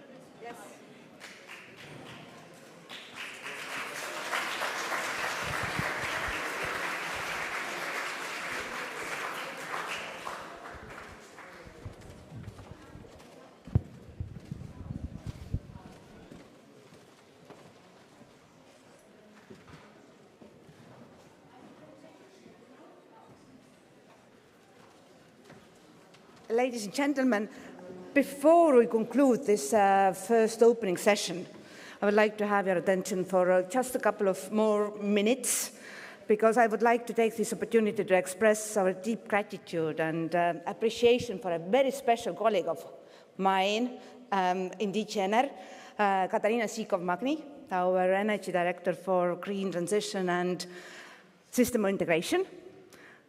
Because today it is a very fitting moment to acknowledge her remarkable contribution and her tireless effort in making this forum a success.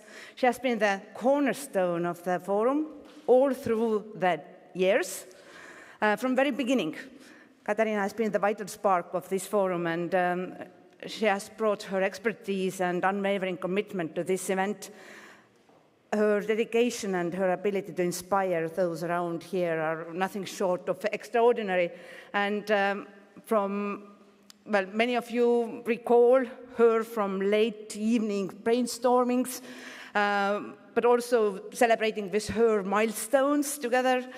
And Katarina's positive energy has always been a source of inspiration. For me, at least, I hope for you too. So thank you, Katarina, and I call you to join the round of applause.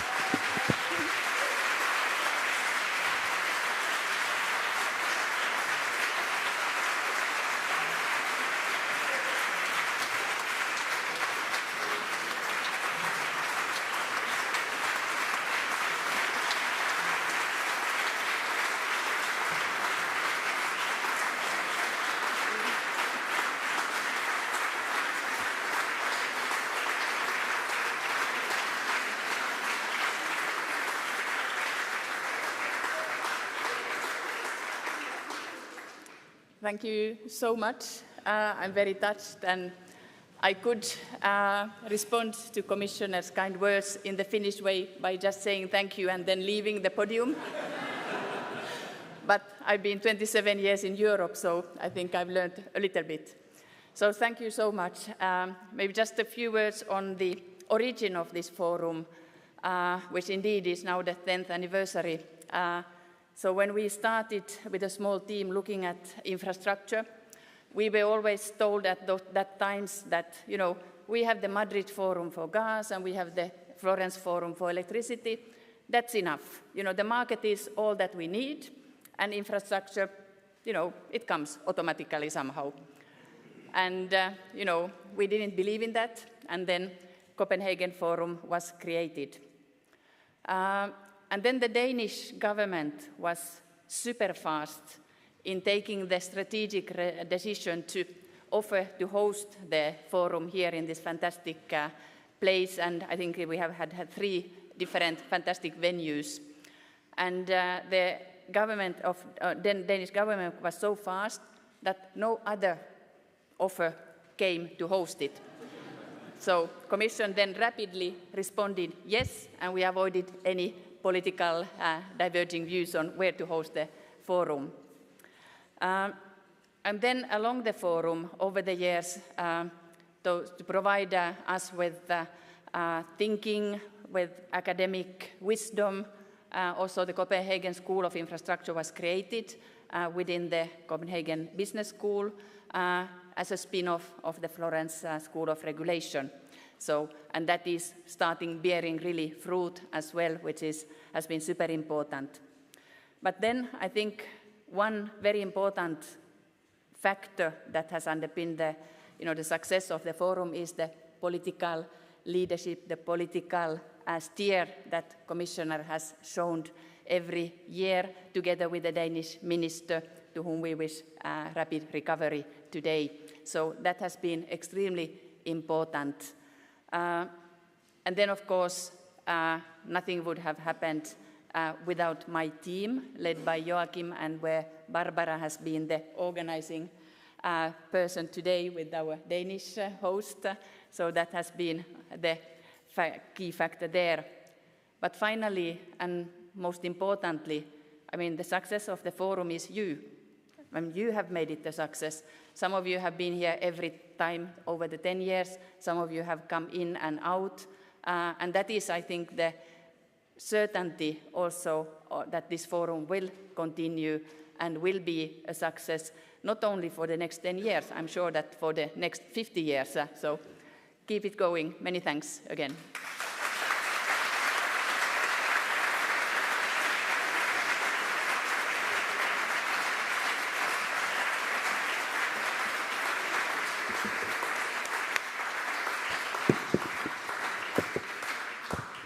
So thank you very much, Katarina. We still have the opportunity to see and speak and work for a few months. So let's continue that. I have 3 announcements.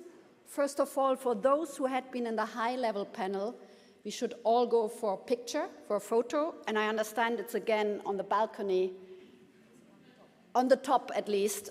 So you follow Barbara and your colleague for the photo session. Secondly, for all others, there's coffee. There's a coffee break downstairs, which is starting now. And thirdly, we will now finish the opening session, and we start again at 3:30 here with another session of really huge interest. So thank you all for now, and see you at the latest at 3:30 here.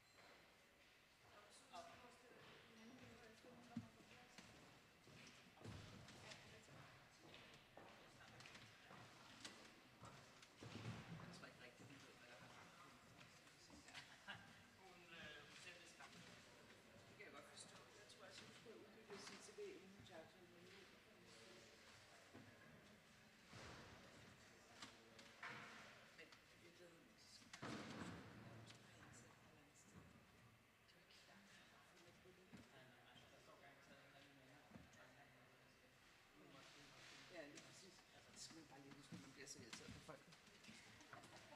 Det er jo vi skal man ikke. Nej. Det er ikke det, der står først for, når man... Først det, jeg tænker, det er her, hvor jeg har den slags omsorg. Skal den ikke se her igen? Er der ikke talerstolen? Jo, det var en god idé. Og jeg tror bare, vi kører den her model, og så gentager vi det.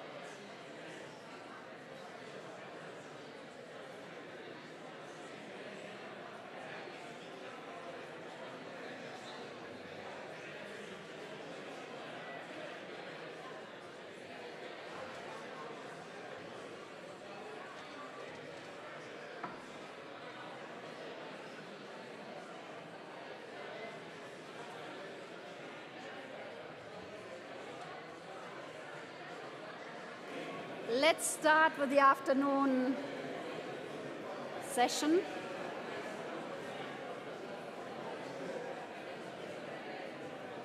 It's good to see so many networking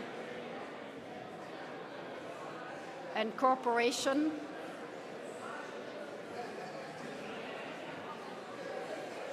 So we will start now with the next session, which I will introduce and then leave to Katarina to moderate and many other interventions. So this session is particularly important because we want to take stock of the Grid Action Plan. As you have heard, the Grid Action Plan is really our rule book in order to make things happen.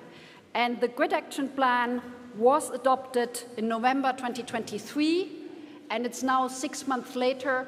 I think it's good time to take stock.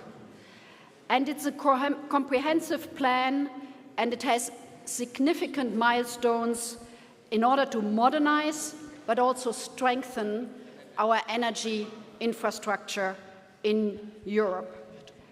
In the face of the growing climate challenges, and also an ever-increasing demand for sustainable energy, we, the EU, with the member states and stakeholders, have consistently demonstrated our commitment to lead the global transition to a greener future.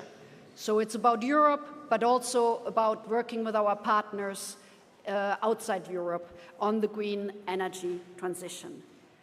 The Grid Action Plan is a testament to our commitment, reflecting our unwavering resolve to ensure that our energy system will be fit for the 21st century. We all know that the grids, and here the Grid Action Plan on the electricity grids, are the backbone of our energy system. And we also know it's critical when we look at the acceleration of renewables with our aim to go to 42.5 renewables 2030 or even 45%, enhance energy security, as we have also seen during the crisis, achieving the climate goals, but also help to ensure more affordable prices. We also know that the Grid Action Plan addresses the urgent need to modernize the grids, making them smarter, more flexible, and more resilient. So we have several key objectives with our Grid Action Plan. The first one, it's acceleration. And we heard also in other discussions we had this morning, acceleration and speed is one of the critical topics when it comes to grid infrastructure development, as we see the acceleration of renewables, and we have to match the projects and the infrastructure. We also need to ensure, and that's our role from the Commission, in particular the cross-border interconnection, so there is enough electricity going from one member state to another. And we have also seen during the crisis how important this cross-border infrastructure is, how important the single market is, the energy single market. We had the Letta report underlining it, but I think it cannot be underlined enough that we need the single energy market, and therefore we need the interconnection. It can bolster not only energy security, but also the integration of much higher share of renewables. We need a lot of investments. We have already spoke about it also this morning. There's a lot of investment needs. It cannot be covered it cannot be covered by public money. Public money is needed, certainly when it comes to cross-border.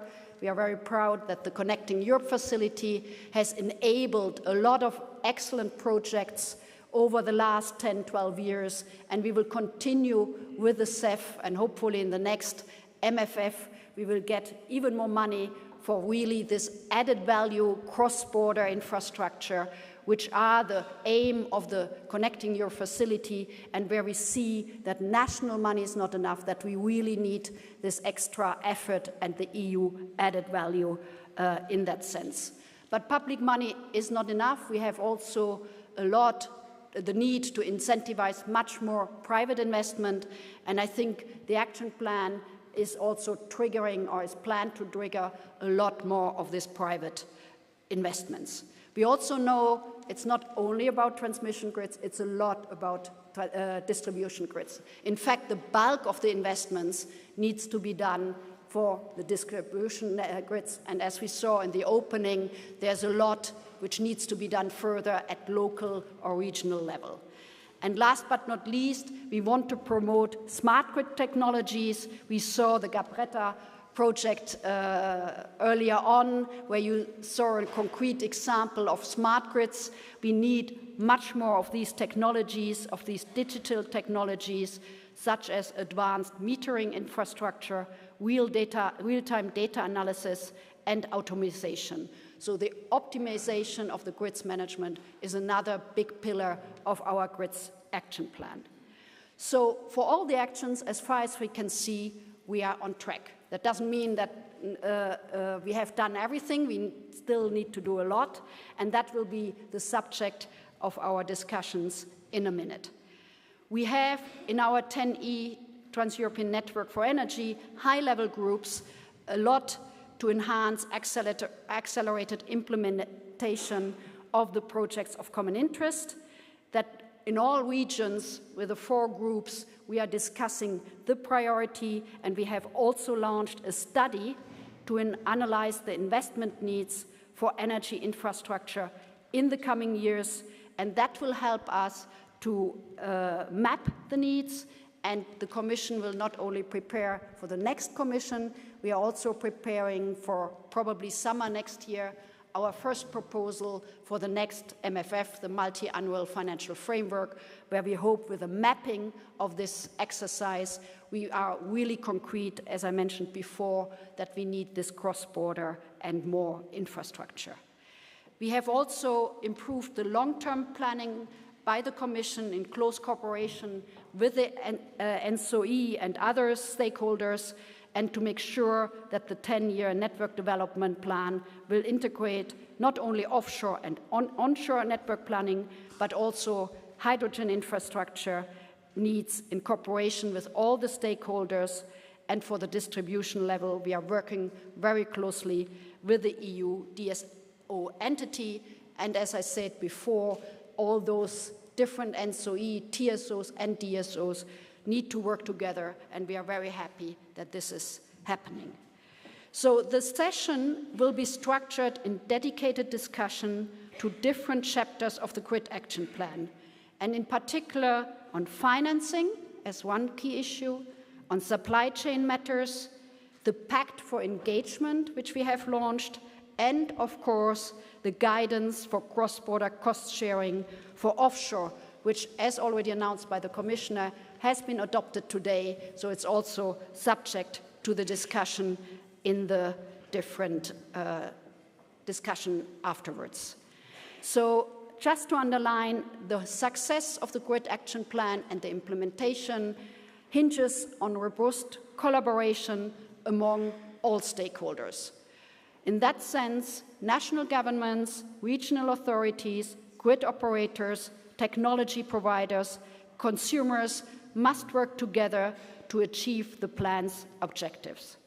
We as the Commission are committed to foster a collaborative environment, and we are always looking at best practice, what works very well in one region or one country, to make it known to others. And I think the Commission is well placed to facilitate that exchanges of best practice, and also when it involves innovative solutions which are developed. So in conclusion, the EU Grid Action Plan represents a forward-thinking approach to modernize our energy infrastructure. It's a critical component of our broader strategy for a sustainable, secure, resilient, and affordable energy future. As we move forward, let us remain steadfast in our commitment for this vision, and we can build on an energy system that not only meets the needs of today, but also paves the way for a brighter and greener tomorrow. And as we heard, we had 10 years of Energy Infrastructure Forum, so we have, as Katarina said, enough for the next 50 years to discuss also following the implementation. With that, and before Katarina takes over the moderation, I would like to invite Maarten Nonnix, on behalf of the Belgian presidency of the Council, to give us a brief overview of the Council conclusion regarding electricity grids. And let me also thank the EU Belgian presidency a lot. They have put the grids as one of their main topics. We had an informal council, and we are very happy that you are here today to inform us what else has been done. And we are very happy that the Council also adopted conclusion, which will pave the way also for the next presidency. But a big thanks to the Belgian EU presidency, and thank you very much.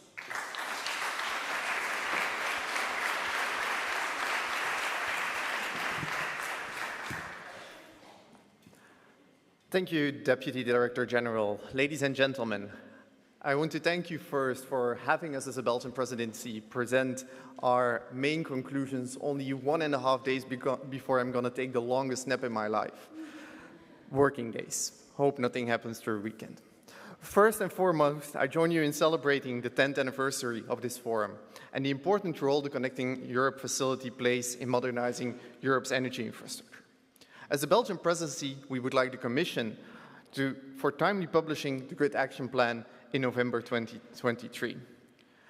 Along our other priorities like offshore renewable development and boosting the global hydrogen market, we build on the Grid Action Plan during the Belgian presidency by putting it on top of our agenda and by seeking agreement on Council conclusions on sustainable energy grid infrastructure.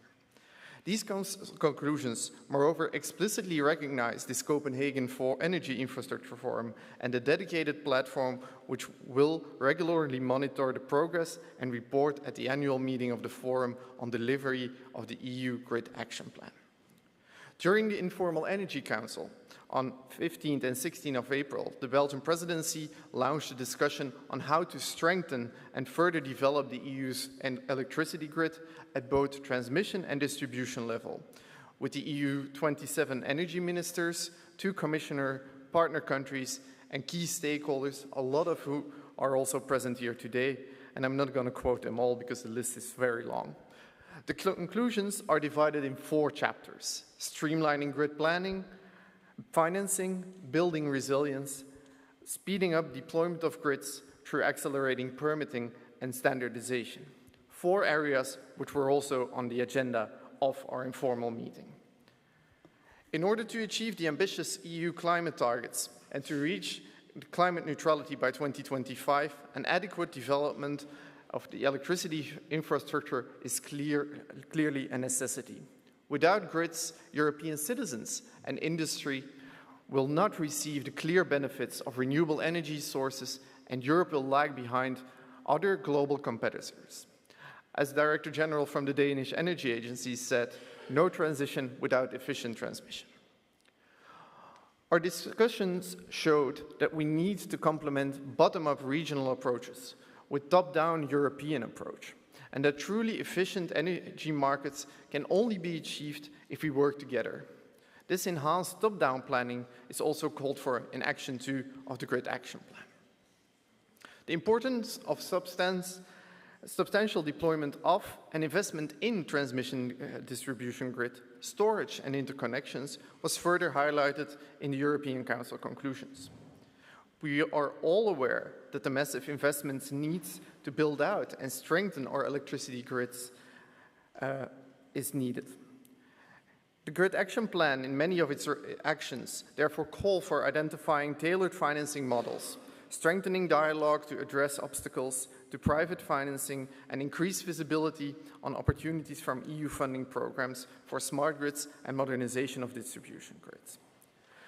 In our conclusions, we call on member states, the European Commission, regulators, investors, both institutional and private, as well as network operators, to make existing financing streams fit for purpose and also look for innovative solutions. With that in mind, the Formal Energy Council of 3rd of May unanimously approved the set of Council conclusions. They support a further acceleration, as was already identified by the Deputy Director General, to further accelerate permit granting procedures and make them less bureaucratic and burdensome. taking into account nature and people. And I'm going to steal a quote from Antonella: we always build close to someone and in nature. We need to continue our efforts in terms of cutting red tape for renewables and grids. To be able to build the grids, we also need the necessary supply chains. European Commissioner Vice President Šefčovič highlighted in his intervention that the queue for some grid components now runs up to 8 years, which is, of course, hampering also the swift deployment of the infrastructure we need. More work will be needed on that front in the months and years ahead, making sure of a steady security of supply while taking into account environmental impacts, and their efficiency is essential to ensure the energy transition to run smoothly. By calling on the Commission and European member states to share their particular concerns and threats and disruptive impacts on critical energy infrastructure and value chains, best practices can be used and cooperation can be enhanced. A measure that was agreed upon is the need for smart standardization to speed production processes and increase the efficiency of supply chains whilst ensuring the availability of grid components in Europe. This could also inspire the harmonization in the permitting procedures across the different countries that would facilitate the process and speed up the lead times for renewable energy projects. Taking ambitious measures aiming at developing a strong European value chain for grids will contribute to the EU's competitiveness and strategic autonomy, while preserving an open economy. The Council conclusions proved that all member states are firmly aligned on this topic. Interconnectors are key importance to developing well-functioning internal electricity market and therefore to achieve a genuine European energy market. In order to make the Grid Action Plan and the Council conclusions are implemented, we therefore welcome the upcoming Hungarian presidency to continuing this line of work on resilient, flexible and integrated electricity systems, starting with their informal Energy Council on the 15th and 16th of July. But I also invite all of you to take a look at these documents, because in many of them, they call on you throughout this meeting room to act. Ladies and gentlemen, a well-interconnected and resilient electricity grid infrastructure, which helps integrate an increasing volume of renewable energy sources, also contributes to the REPowerEU objective to phase out EU's dependency on Russian fossil fuels as soon as possible, as formulated in the Versailles Declaration. We all agree that in the past 2 years, we have made a lot of progress in implementing the call from Versailles to further reduce our dependency on the imports of Russian fuels. This is the result of at least 3 things: the EU's sanction policy vis-à-vis Russia, the Commission's REPowerEU plan, and our collective and individual actions to make this happen. The Belgian Energy Minister, Her Excellency Tinne van der Straten, concluded that a political layer should give guidance to continue in achieving the REPowerEU goal. We welcome discussions that have already taken place at COREPER and high-level DG meetings in the recent weeks, and to the promise of the Commission to closely monitor the impact and deliver on a roadmap, and also for the Hungarian presidency to take this further. Ladies and gentlemen, with all modesty, we believe our presidency was a success, and I hope you can join me in this feeling. I thank you for your support throughout these 6 months and hope that you enjoy 2 interesting days at this forum. Thank you.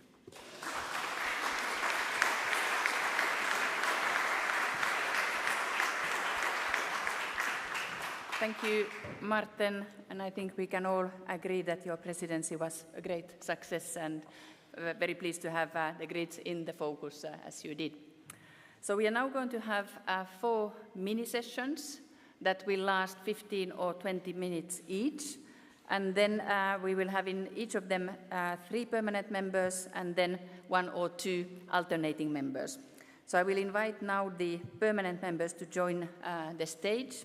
And first one, of course, no transition without transmission. So ENTSO-E, Damian, please.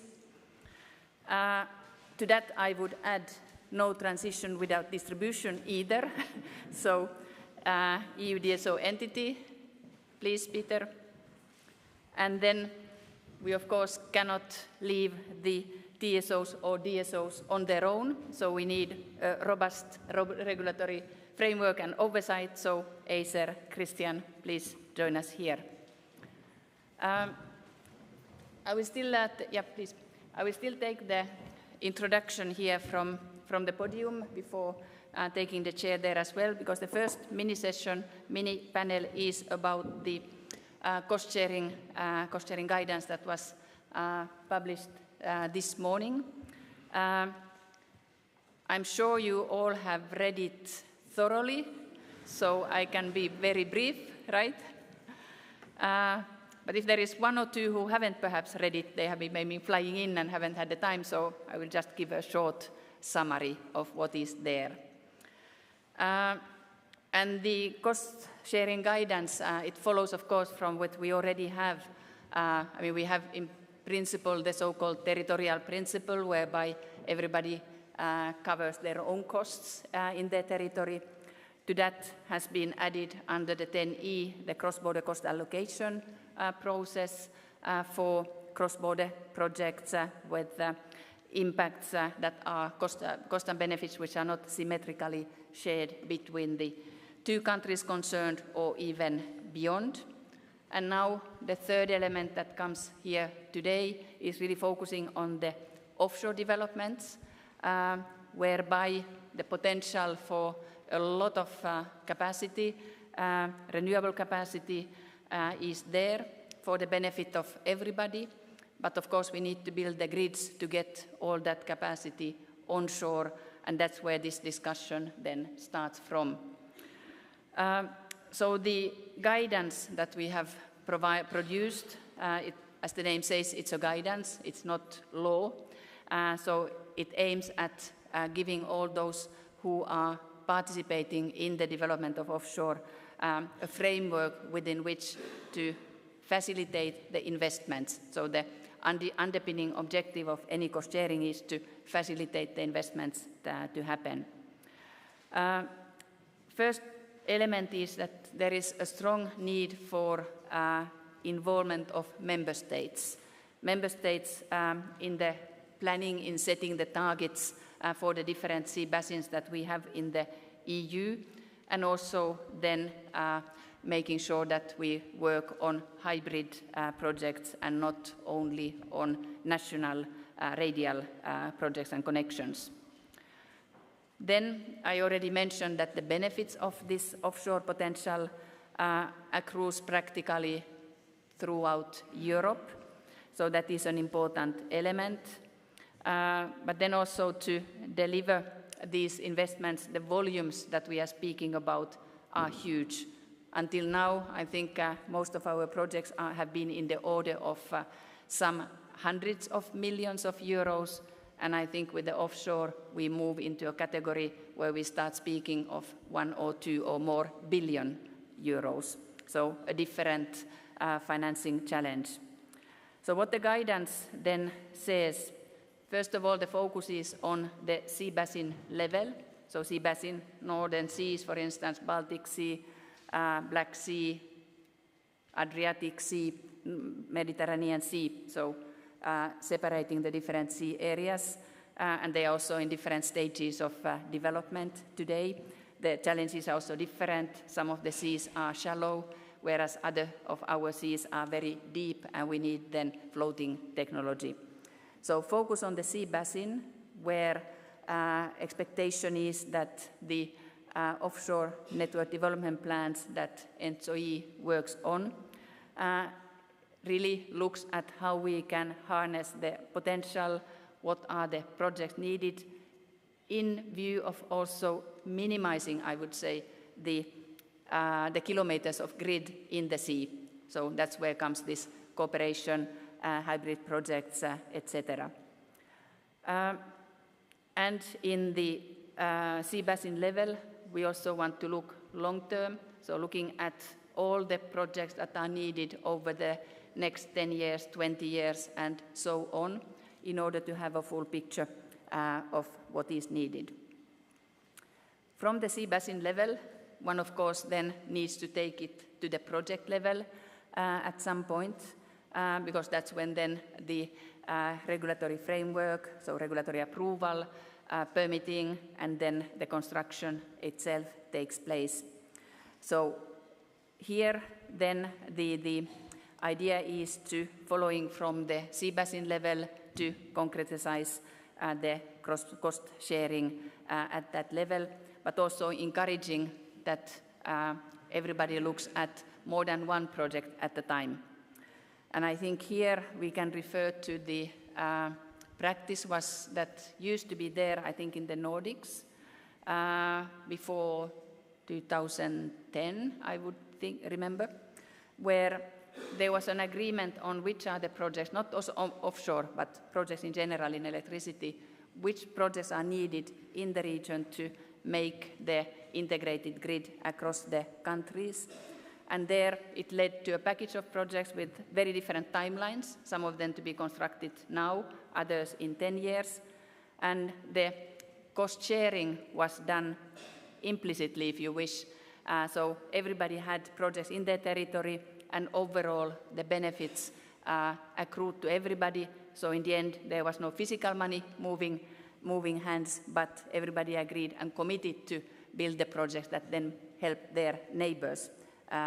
So that is a little bit what we have brought into this cost sharing also for offshore from the sea basin to the project level. And then, of course, there are many other elements in the guidance, starting from full use of the different legal frameworks, on the planning, on ownership arrangements, and connection charges, and similar. Then references to financing gap, and it was already mentioned earlier today that connecting your facility can be a very useful tool to incentivize cost sharing or facilitate cost sharing, as we have seen already in the current budget period. But how much CEF can help in the future depends, of course, on what kind of a CEF budget will be there in the future. So I'm sure that you will all support a very big CEF for the next MFF, and you will speak to your finance ministers on that. Okay, I think that's enough for introduction, and we will then move to the panel. I think I will take the chair.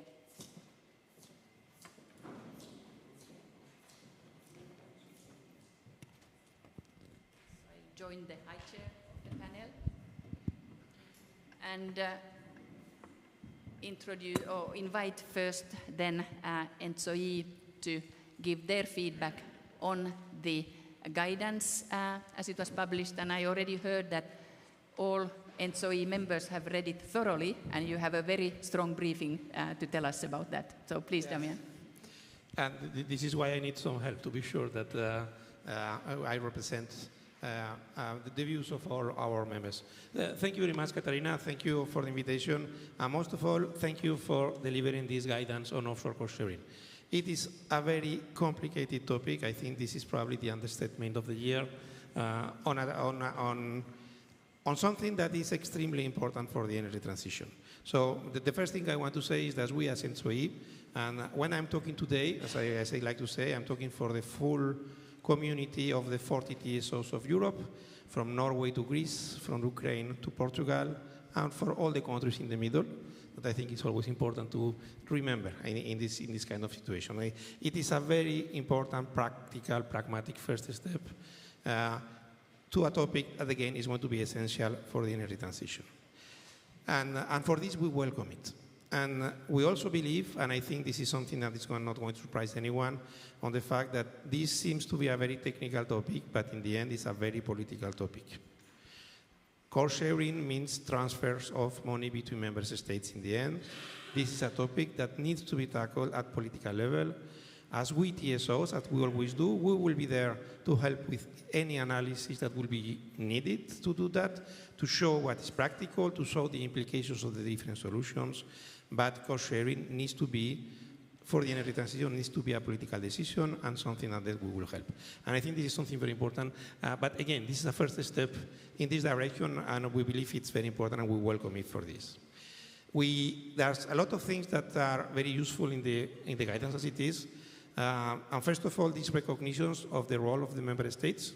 A significant part of the energy policy is done at member state level. There is a call for more coordination between member states. And again, this is something where we TSOs are ready to help, in particularly with joint planning that we already do at European level, but we should do and will start to do more at regional level, a collection of member states. Sea basin is a very good possibility to do that. And we also welcome the fact that the guidance recognizes the fact that for us to do the work that we were supposed to do with the guidance, we need data for member states, and we really now encourage to put in place this organization of the guidance from the member states so to be able to deliver in the very short time that we have. There is something that is probably not going to be a surprise as well, is that within the guidance there is the cross-border cost allocation process, the famous CBCA, that is one of the most well-known acronyms probably now in this area that comes from the TENI. And we believe at ENTSO-E that this mechanism is not really longer fit for purpose, for a number of reasons that maybe I will not develop today because this is just a high-level statement, but we would like to continue working with the Commission in particular to see how can we improve the way the CBCA is calculated to make it fit for purpose, and also to see how this will evolve in the future, because again, we believe that this is something that will continue to be working. We at ENTSO-E, in any case, we are going to continue working on this topic because it's very important, because again, it's one of the main issues we have ahead of us for the energy transition, with this idea in mind that it's a political process. In the end, there's going to be a trade-off between fairness and simplicity.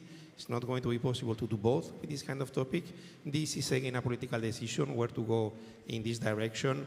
And in any case, as I said before, we, ENTSO-E, and the TSOs of ENTSO-E, we are willing to take our role to advise in this. We will not be the ones deciding, for sure, but advise meaning putting our technical expertise at the service of member states, at the service of the Commission, to show what were the implications of the different choices and to try to find the best solution for something that needs to happen, again, in order to achieve the energy transition.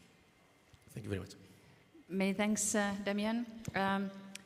The cost sharing will of course then involve the regulators when that is going to happen. So regulators will have a very strong role here to play. So Christian, what are your thoughts from ACER's perspective, please?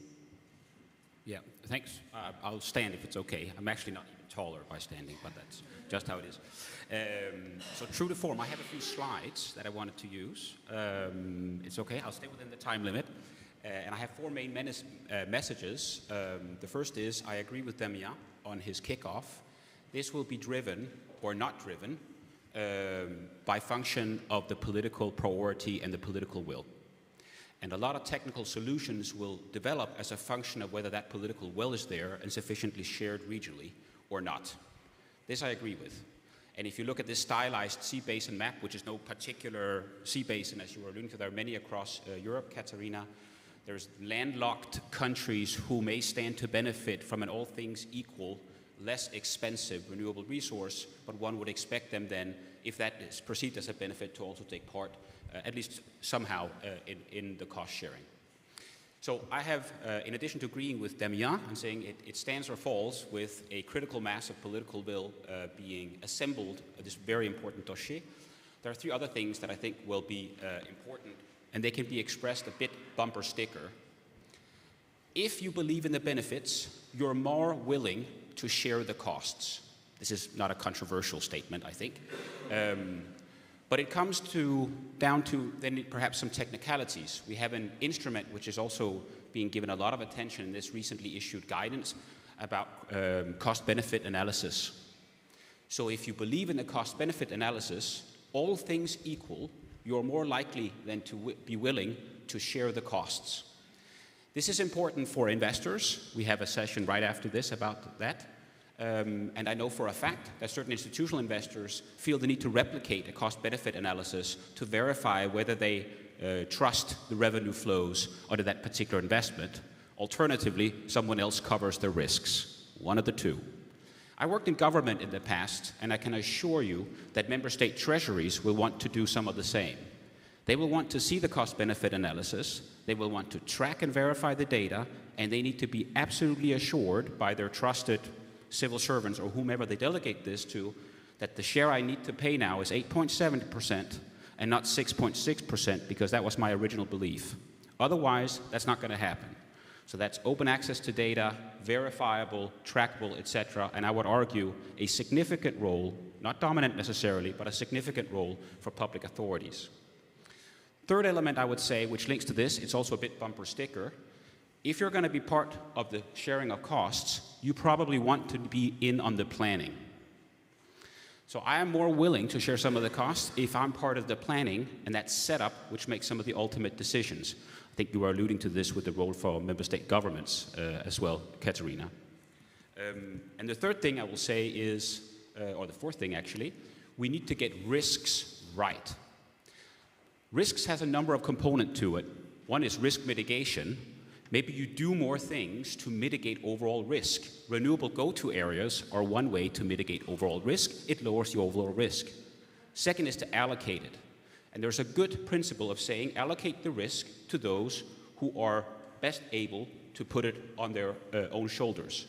So we need to get clear about who should take which risks, because often when we talk about risk mitigation, it's about transferring my risk to someone else, which can be legitimate, but there needs to be a very open discussion about who takes off-take risk, who takes availability risk, and all the other risks. Maybe we'll touch upon that in the next session, but I think that's also part of it. Those would be the four elements.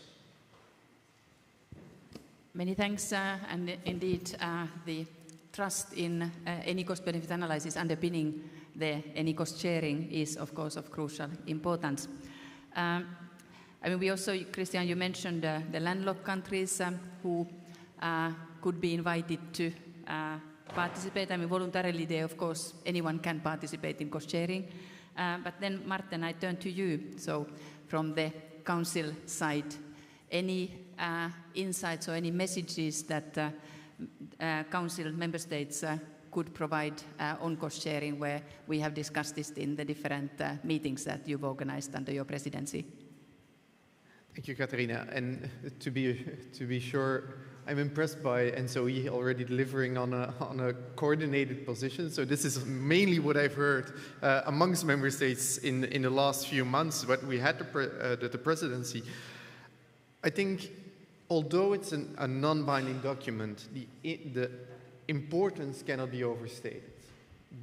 The sheer ambition which we have identified for offshore really asks us to tackle this topic, and it currently, the absence of such a framework currently hampers concrete project delivery.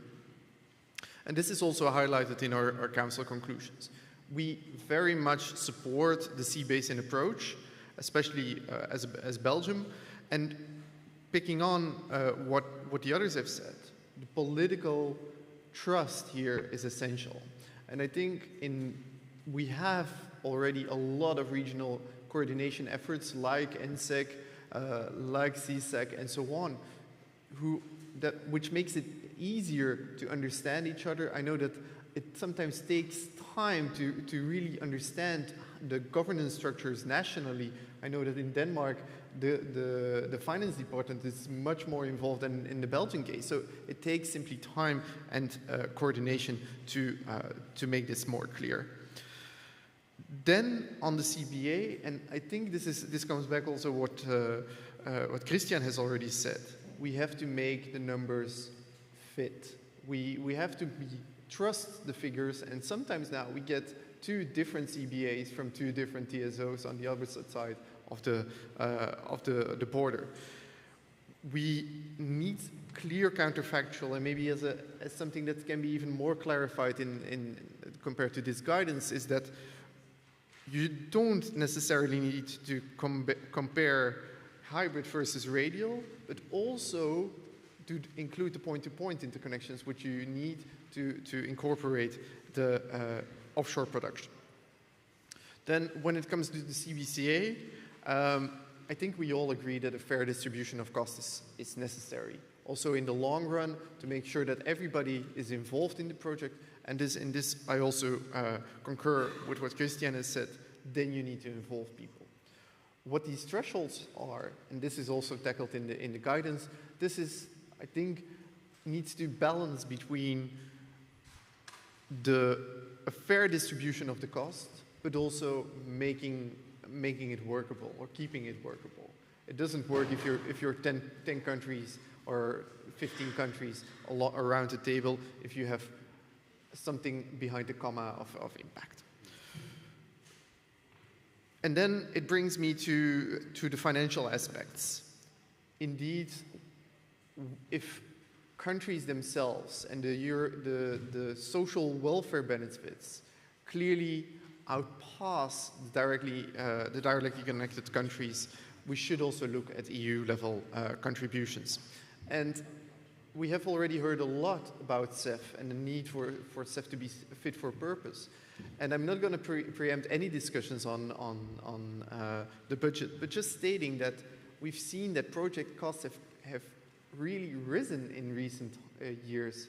So the euro that brought you a lot further 5 years ago is not taking you that far today.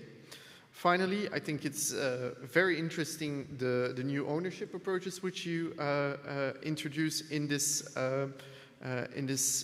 guidance, and it might even help to streamline planning, also facilitate investment and market regimes. I think these were my main comments, and thank you. Thank you very much, Martin, also for the thorough readout of our guidance. So before moving to the next mini panel, I would invite Damian or Christian as well if you wish to react to any of what was said now. So please. Thank you very much, Katarina. Thank you very much, Katarina.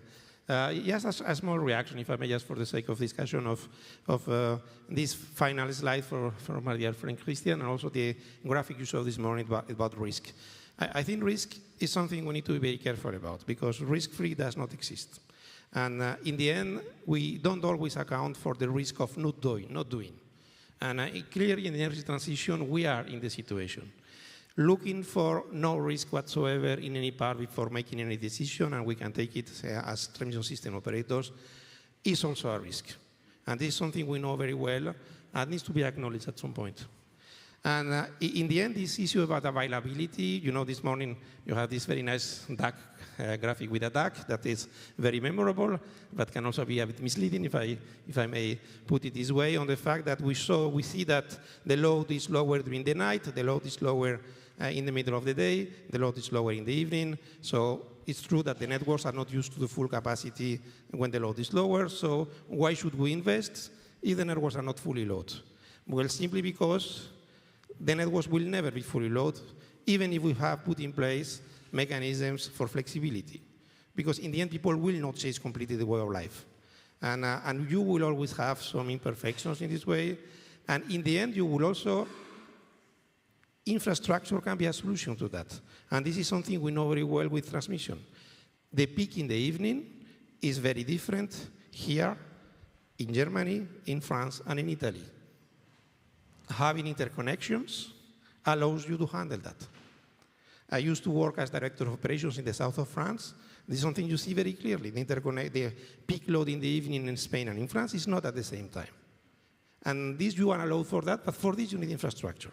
And within ENTSO-E we can demonstrate, and we have done it, on the value of infrastructure to take advantage of the fact that interconnection sharing through Europe leads to a lower cost that everyone just needs to want something completely at the local level. We need to think Europe. We need to think how to use what we have at the best, and for sure we are going to do it. But any message that says we need to wait until this is done to invest, we need to think about the risk of not doing. And the risk of not doing in going in this direction is that in 10 years we will be here and nothing will have changed. And the energy transition will not be there. So we need both. To be very clear, we need to be smarter. The price that was given before shows that we are going this direction, but we also need to build infrastructure now, without waiting for something else. And I think this is a very strong message that I wanted to convey, because I think it's very important not to have any false ideas in this direction. And probably you want to react. Yeah, no thanks. You actually gave me the opportunity to show a few more slides, Damian. I mean it, I have a lot, but maybe I won't subject you to them.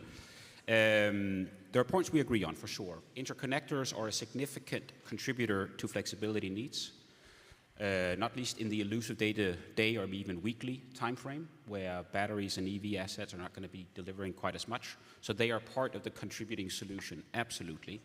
That's why I think a lot of the analysis shows that, let's say, willing to become more politically interdependent as a way of becoming more independent of third countries has a lot going for it, but it comes with a lot of political decisions and implications, as I think we agree. So this I agree with.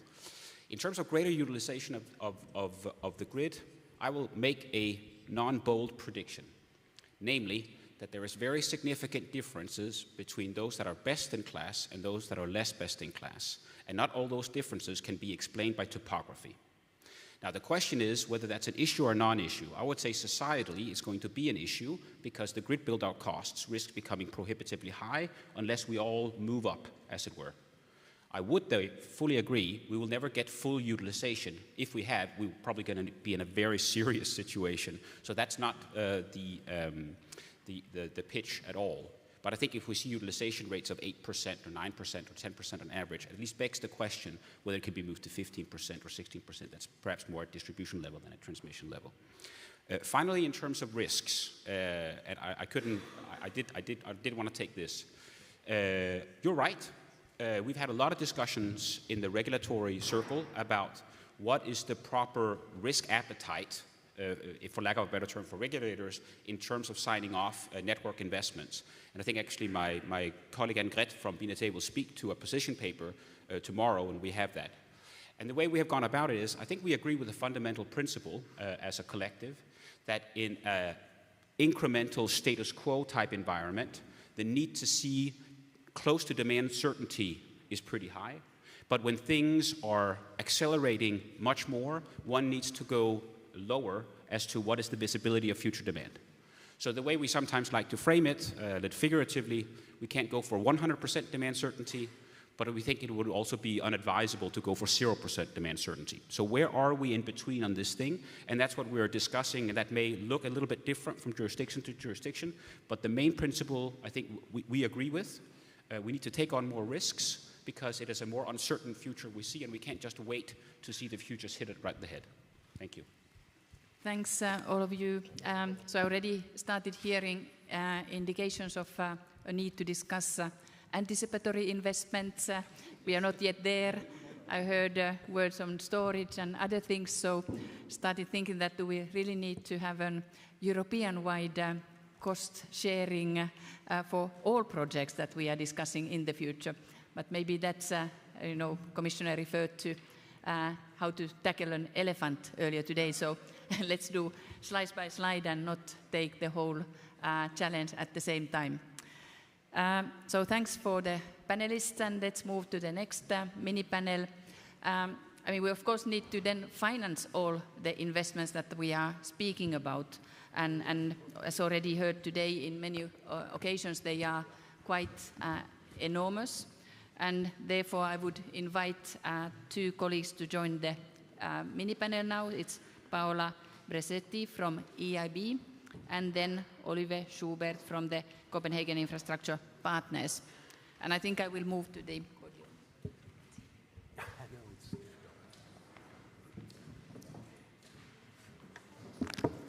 Sorry.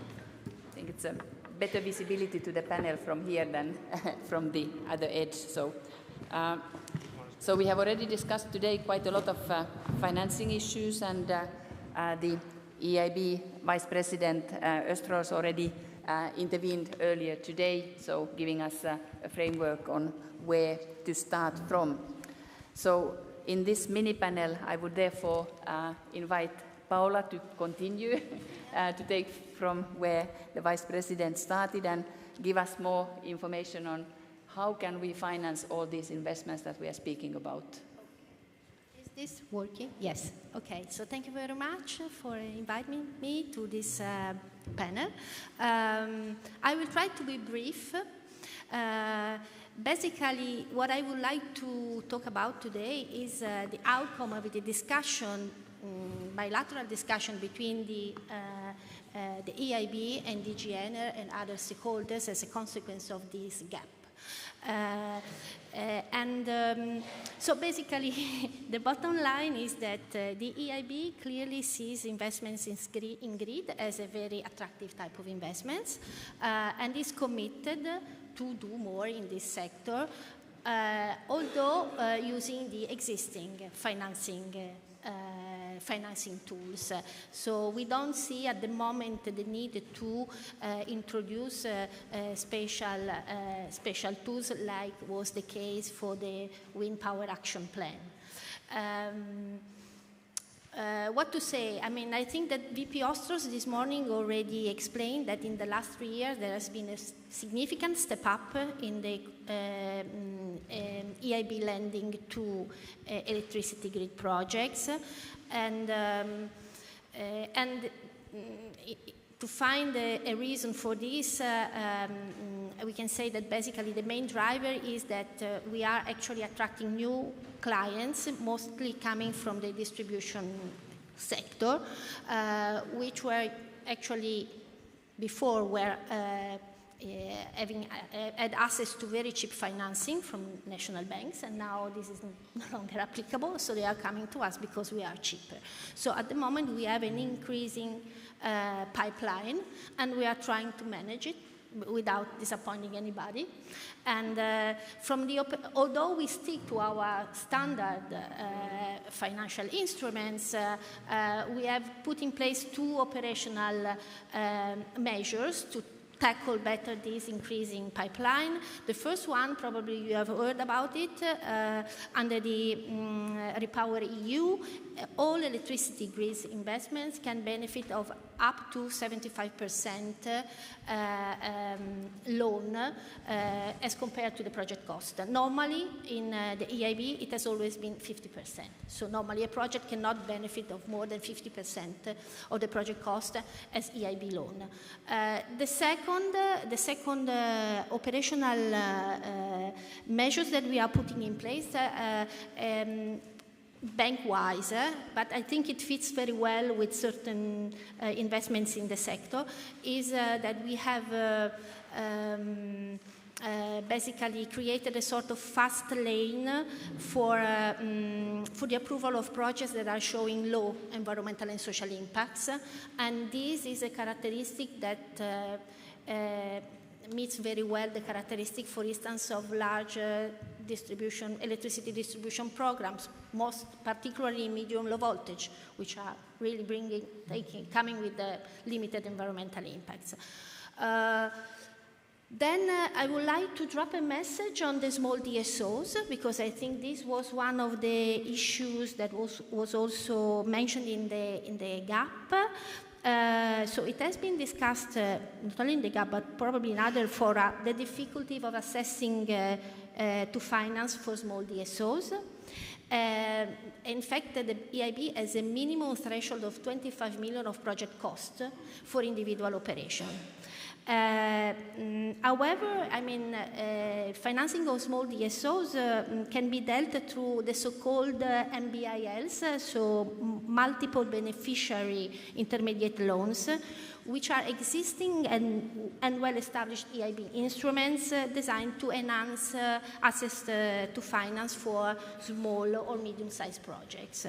So I think this is the right instrument for small DSOs, and in fact there have been some recent examples of MBILs with German regional development banks that have introduced a DSO dedicated window for in the MBILs. Yes, one last thing about can I say some? Okay. One thing about the purchase of green bonds issued by TSOs and DSOs. I mean, as mentioned this morning by the Vice President Thomas Ostros. This is something that we have done in the past. It's something that we can occasionally also do in the future. At the moment, my hierarchy tells me that we don't see, however, this to become, this is likely to remain a small part of the EIB portfolio. What else? Well, I wanted to say one thing that is not related to financing. So, yes, I just wanted to echoing a bit the presentation, what has been said by Acer this morning. The EIB is also of the view that a greater consideration must be given to innovative smart grid technologies for increasing grid capacity without new grid build-out. So I think this is key for the sector, and this has the potential of delivering multiple benefits: investment savings, first of all, lowering impact on tariffs, shorter implementation periods, lower pressure on the supply chain, and also on the environment. So on this basis, the EIB may consider in future to consider this type of investments under the category of projects providing a high contribution to the bank's energy lending policy. I think that's all. Thank you. Many thanks, Paola. So I'm sure that everybody took good note on what you said and explained on all the different tools, because there are many. And certainly supporting the transition both at transmission and distribution levels. So very important, and certainly on your last point on the smartening of the grid, I mean, we need more Gabettas that we just had before the coffee break here to have more smartening of the grid kind of projects. But let's then hear from Oliver on how do you see it from the perspective of a private sector investor? So how do you see it, what is coming and what might be missing? There's a bit missing. Good afternoon. My name is Oliver Schubert. I'm a partner at Copenhagen Infrastructure Partners. For those of you who are less familiar with us, we are a fund manager, probably the largest greenfield investor in renewable energy, very big in offshore, but we are across all the technologies: solar, onshore, offshore, Power-to-X, biogas, hydrogen, etc., and of course transmission and distribution. And we have been investing in that sector for many, many years, and we are headquartered in this beautiful city of Copenhagen, as the name hints at. So first of all, I want to say we do like investment in transmission and distribution. There's a number of reasons for that. First of all, usually predictable and established regulatory regimes, plannable cash flows, at least conceptually, and returns. It's real assets, so it's something you can touch, unless it's in the water, but you can touch it before it goes into the water. And then some degree of inflation linkage and linkage to interest rate movements. From an investor perspective, this is quite attractive. Some of the common issues that you hear about when talking about transmission and distribution, and nothing will be surprising to anybody here, is obviously the very long development phases, and we've talked about it earlier, and the uncertainty around it, especially from our perspective and experience in the interconnector market, where development can be quite uncertain. The size of the required investments, so these investments are massive, and I'll get to that in a minute, and therefore also from an investor perspective, the risk of a single asset concentration risk when you invest such large amounts of money. The returns, you will not like that, Christian, but the returns sometimes are a challenge in some European countries, especially when you compare, we act on a global basis, when we compare to other markets like the US, for instance, where transmission investments carry a much higher regulated return, also different risks, but also high returns. That makes it sometimes challenging. And then the long-term regulatory, I don't want to call it uncertainty, but at least the question as to what is going to happen to regulatory regimes in the long run. We invest over 20, 25, 30 years. Regulatory cycles are much shorter than that, 5 years to 6, 7 years. So that mismatch obviously is a problem in terms of forecasting what's going to happen in the future. But overall, we like the transmission distribution.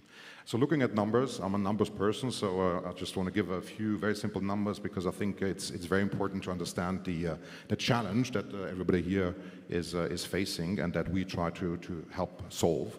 I think the BNEF new energy numbers in the outlook that came out in 22 spoke about 3.5 trillion euros, that's trillion, not billion, until 2050. Ramping up from 100 billion next year to 160 to 170 billion investments in transmission distribution in OECD Europe, so that goes a little bit beyond the EU, but still it's very massive and it's very impressive. What that means is more than 100 billion euro investments required every single year into transmission distribution grids in OECD Europe. The number is, by the way, in line with the Commission's estimate around 580 billion until 2030, so it's still roughly 100 billion per year. So how do you fund that? EIB will fund half of that, maybe more. But if you assume that 60% get funded with debt, either from EIB or from private banks or capital markets, that still leaves 40%, maybe less. So 40 billion per year. So there's 40 billion equity per year that needs to be injected into TSOs and in DSOs in order to fund the investments. If you look at the market capitalization of some of the listed TSOs, for instance, Elia at around 6.5 billion euro, Red Electrica around 10 billion, REN in Portugal around 1.5 billion euro, compared it to 140 billion equity required per year, you see the issue.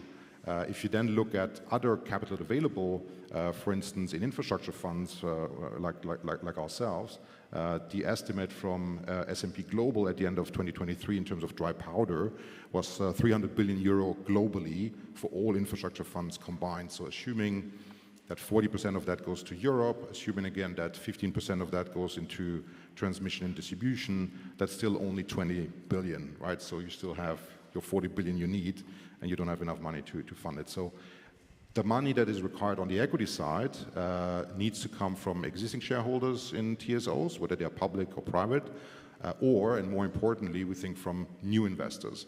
And so these new investors either come into TSOs and DSOs, as has been the case in the past, by taking a stake. That creates a few issues in terms of governance. It takes time, it's complicated. Or you do it as we propose to do it, which is to come in at project level. Now, this is easier to do with TSOs on something like an interconnector or an offshore connection. It's more complicated to do when the grid becomes more granular, like a distribution company, because they will say, well, I have mini projects everywhere that I need to fund, and there we need to find more creative solutions. But basically, it's something that we've been doing with TenneT in the German North Sea already, and this works. It is something that has been done outside the EU now, in the UK with the off-tolls. It's something that has been done in the water sector with Thames Tideway, so there are precedents out there. Does it need a complete revamping of the regulatory regimes? Absolutely not. The precedents are there. You can make it a little bit simpler, certainly to operate, but at least the capital is there to do this. So finally, to conclude, what would we like to see from a private investor's perspective to accelerate the delivery of the Grid Action Plan? Obviously, more certainty about which projects are actually going to be built. I think that's in everybody's interest here. Accelerated planning processes, it's been said before, and it's one of the key features of the Grid Action Plan, and we salute that. I think that's a very good development. Flexibility, and that's a message to Christian here, on the regulatory side to allow for project-based equity funding and maybe introduce some simplified regulation for these types of projects, but also think about potentially introducing some return enhancements, regulatory return enhancements, even if they are temporarily to just attract more capital in the short term, and these can be phased out over time. Again, there are precedents for that. And I think that would attract quite a bit of capital in the sector. And finally, I think we need more of this. I think we need more collaboration, it's been said before, between different stakeholders. we need more interaction between DSOs, TSOs, regulators, and private investors, because we all have the same objective. There's no simple one-size-fits-it-all solution, but I think we all have the willingness to step up and find solutions together. Thank you very much. Many thanks. So now I turn to the TSOs and DSOs. So have you heard now what is on the offer or what is required from you? Is this enough? Can you finance all the projects? So let's start with ENTSO-E first. Damien, please. Very shortly, to leave a bit of more time also to my colleague, to my DSO friend. Yes, this is going clearly in the right direction, and we are very happy, particularly on the role that the EIB is taking into this process. Financing all this wall of money that we have in front of us is going to be a real challenge. The awareness has been raised. The Grid Action Plan has a lot of things that are very useful in this direction. Not everything is there, but maybe I can just give a small announcement of the fact that we have just created a finance advisory group within ENTSO-E with the executive of TSOs who are in charge of finding the money, if I put it this way, through debt, equity, or any kind of partnerships. And so they will be a partner to the EIB or the financial institutions. The idea is how to de-risk, how to find solutions that makes that we can find the money that we need in order to be able to deliver. So again, thank you very much to the Commission for this, because this is going in the right direction, and we are going to continue engaging with you and with all the actors on this. Okay, that was very nice to hear. Is it the same situation with the DSOs, Peter? Thank you. Yes, indeed. We are also happy to see the encouraging introductions from the EIB and from the investor side. And in my intervention, I would like to have a sort of two steps. Illustrate a little bit more the need, and then we go a little bit more in where we indeed see the solutions, which I think fit very well to what was illustrated before. And if we go into the need, the numbers in euros have been shared a lot, I think, so it's 67 billion euros per year. You can hardly imagine. But to bridge a little bit to the earlier panel on the offshore, if you look to the plans for the offshore connection, I think it is about 22 gigawatts in the years to come, right?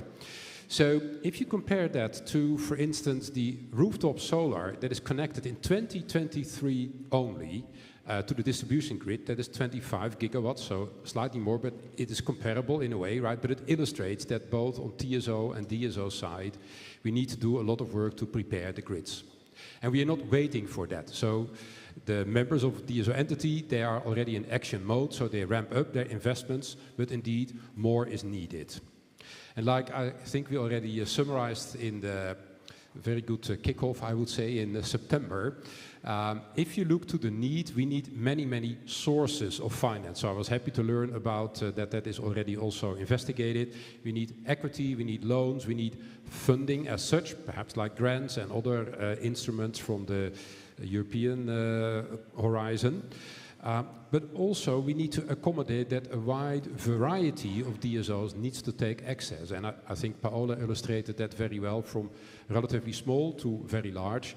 And especially when it is about relatively small DSOs, it is nice to learn about, let me look into my notes, the multi-beneficiary intermediate loans, right? So it helps to have access for smaller DSOs. So I think that is very important, because if we have identified the need, we need to create access, and then we can see that, for instance, for loans, it is not always easy. But also if you look at the European horizon, not all the funding is available for DSOs or for the smaller companies. So we looked into, for instance, the cohesion funds and some of the other known funds, and there are some barriers that we would like to investigate and then take away. Obviously, I think it was illustrated, especially also from the more private investor perspective.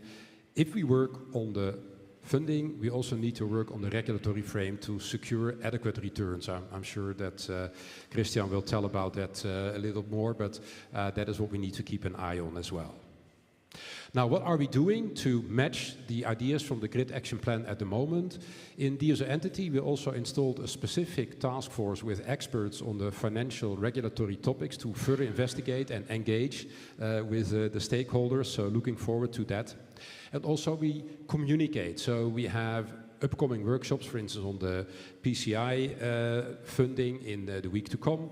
We have reached out to the cohesion fund managers at European level to make ourselves more acquainted. And it is not only about creating the conditions, but also about sharing the knowledge and helping people to find the way.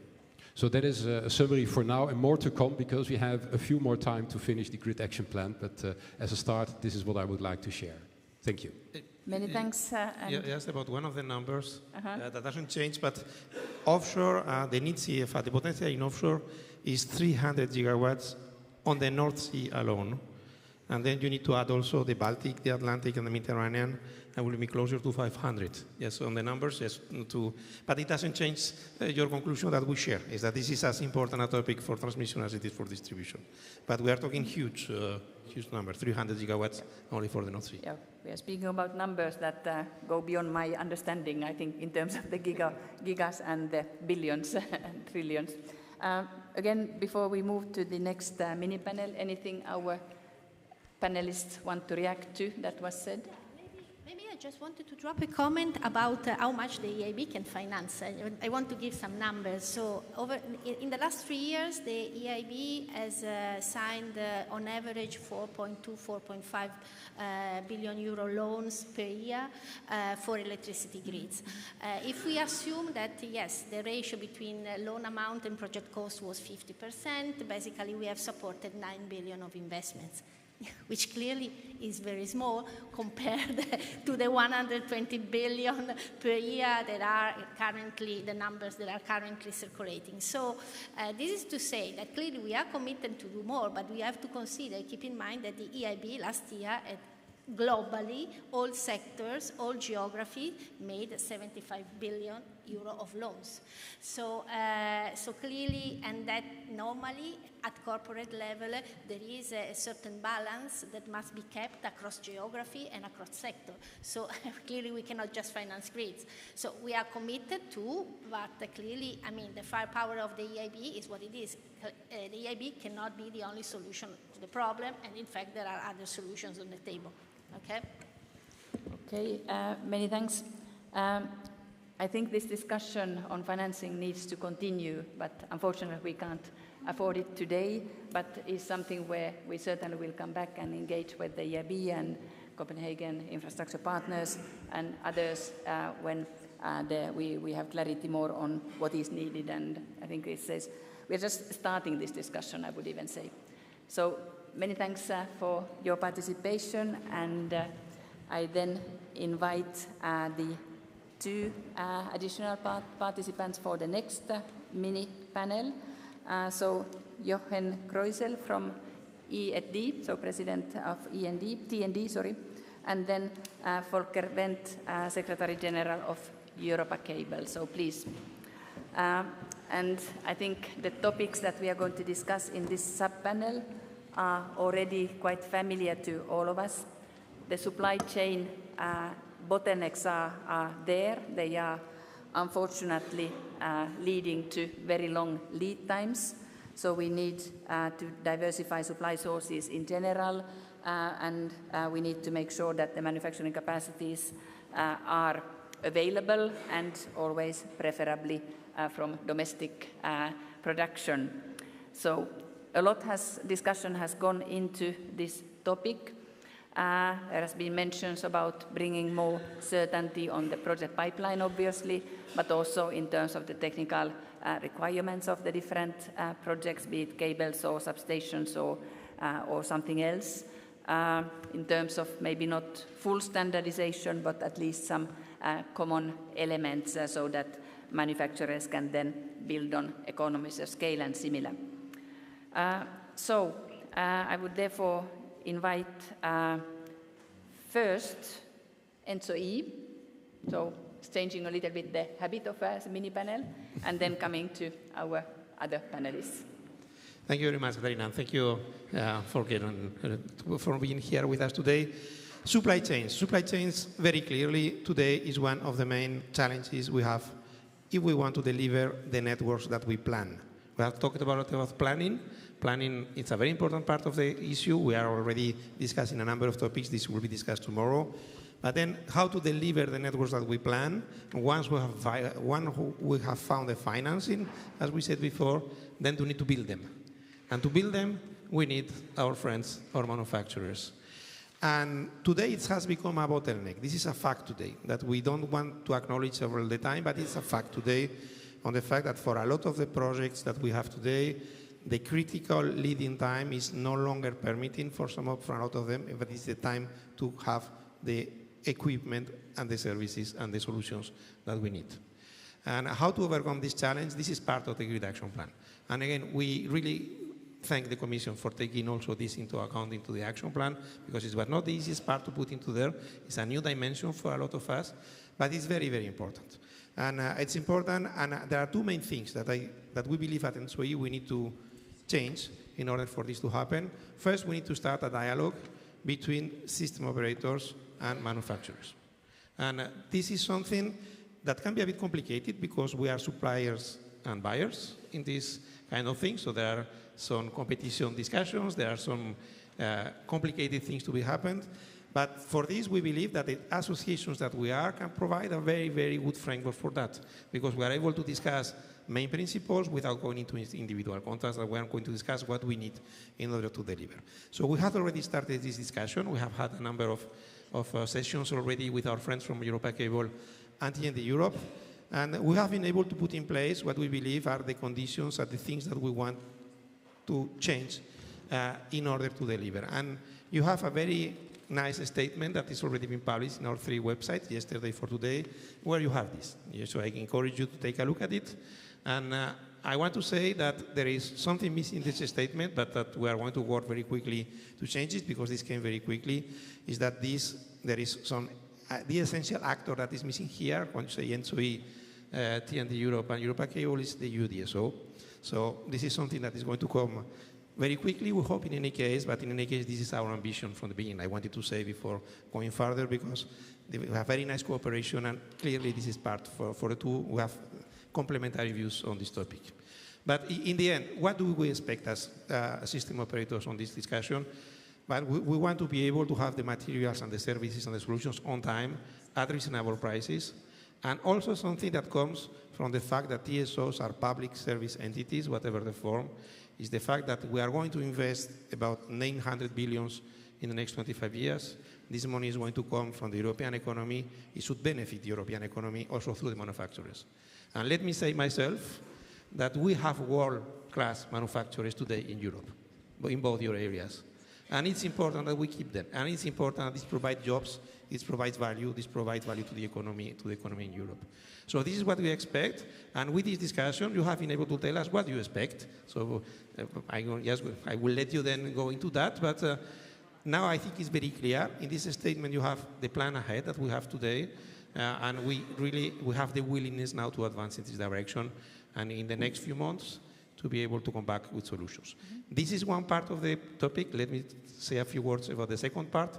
The second part comes also about, this is something we can deliver with industrial actors talking to each other in the value chain. Political backing is very important for that. It will not have happened without that, so we want to keep it. There is a second aspect that is also important. It comes from regulation, and we are really asking to review the procurement framework that we have today for these kind of topics. We need to be able to have something that today is very complicated, is long-term partnerships through procurement, where we look far ahead into the future and we are able to share risks between, again, the same topic, but it's in another dimension between the different actors. We believe this is essential. And we also need sometimes to be much faster than what the actual system is. So we would like to engage in a discussion on how to make it happen without making it disappear, because we think it's very important, but this is something we really would like to engage with the Commission in particular to see how to make it happen. But good. Now I give the floor maybe to my colleagues. Good, many thanks. So keen to hear then from Jochen and Volker, how do you see this? Is this in line with your vision on how we get things done? Jochen, please. Yeah, sure. Let me first join you thanking in the Commission for the Grid Action Plan, which I believe is a very good thing at a very good point in time, and it has triggered already a lot of good actions and better understanding processes. I think it has delivered already. And one thing that I would like to highlight particularly is, and I have to refer to our first meeting, which was in an expert group many years ago on interconnection targets, and many people in the room, including myself, said we have to include distribution in our thinking, because there are not two grids, it's one, which in the end has to connect generation and load. And now we are there, because the grid action plan is, for the first time on European level, including both parts of the system, which I believe is very important and very good. Let me second say that as grid technology providers, you said supply chain is a problem that we're all talking about at the moment. Yes, we have gained some attention. You can turn it around. It means we are now building, we are now delivering. We are building the green, the grids, the power system which will enable Europe to have a green and reliable and hopefully also affordable power supply for everyone, which in principle is good. We like to build that. And I think we are all technology companies somehow, we like to build good things. So what we call a problem is first of all a big opportunity. And I would like to set this positive element. It's a nice problem to have. Could be worse. And we have summarized as an industry our positions on the grid action plan. We have done our recommendations and also comments, and I would focus on a few of this entire paper which you find on our website. First of all, we said we are fully committed to contribute our part, which in fact means to invest in additional capacity. And in the meantime, we can say when we started talking, we said we are committed, but, well, we can't do that overnight. But in the meantime, we have just collected public statements from only our 10 corporate members, the big ones, and we have many more members, what they have published during the past, since 2023, so during the past 18 months. And we are investing as an industry in these statements only, so it's a minimum number, you may say, 12 billion euros globally in the coming years in production capacity. And of course, a part of that goes also into Europe, where we always have been, we had always a strong footprint. And I have to say also, and I think we also exchanged that view in other meetings before, the fact that we have, I think it's fair to say, the best power supply in the world, most reliable, most complex system also, is certainly also due to the fact that we always had a strong local footprint of technology providers and a very close interaction between the developers, the R&D people in our companies, and our customers, the network operators. Proximity helps. And we should continue writing this success story. However, and here I certainly go a little bit beyond this forum, which I would say is more an energy political forum, and now we are talking about the industrial policy. So this transformation is an opportunity also for Europe to secure this type of industry and to secure employment, good employment. But there are other regions in the world as well with similar demands. The energy transformation is not a European hobby or a singularity. It's happening everywhere in the world. The demand is ramping up everywhere in the world. And these 12 billion euro that I mentioned are distributed all over the globe with a share in Europe. And we should do whatever we can in Europe to secure as much as possible out of these investments. But in order to make that happen, Europe needs to be attractive for industrial investments. The Net Zero Industry Act is certainly a very good step in that direction, although I here have to say it was launched before the Grid Action Plan, and I hope for the last time in the history of the European Union, our industry was again forgotten in the first draft, and it was immediately corrected once we had flagged it. But it's a pattern that we were used to from the past. Grids were somehow taken for granted. There were a lot of talks about generation, demand, and whatever, and grids are just there. It's not like that, as we know, otherwise we wouldn't have this panel. So the Net Zero Industry Act is good in that respect. We need to be recognized as a strategically important industry, otherwise the investments will not, the opportunity will not be seized as it could be seized. And I'm wanting a little bit to advocate here I said, on European level, we believe this is understood. Not in all member states from our discussions, not yet. And as we are all here for a European forum, but we are also citizens of member states, so whenever you have the opportunity to flag that at home, please do so, because in some of the member states we are still in the old world where grids are considered to be granted, or technology providers. There have been talks about transparency, certainty, planning already, and here we are also seeing good examples that things are developing. We have always been quite good in transmission. It was mentioned already before.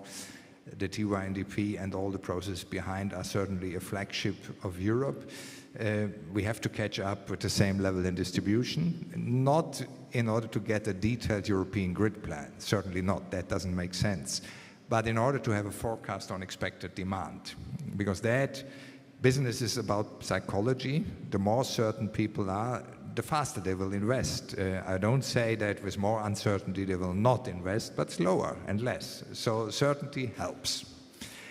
And we have very good examples. I would like to refer to one from France, where Gimelec and Enedis, the distribution network operator, have done a very granular forecast breakdown of what they expect in the next years. By the way, a good learning experience for all, because it turned out to be much more than expected.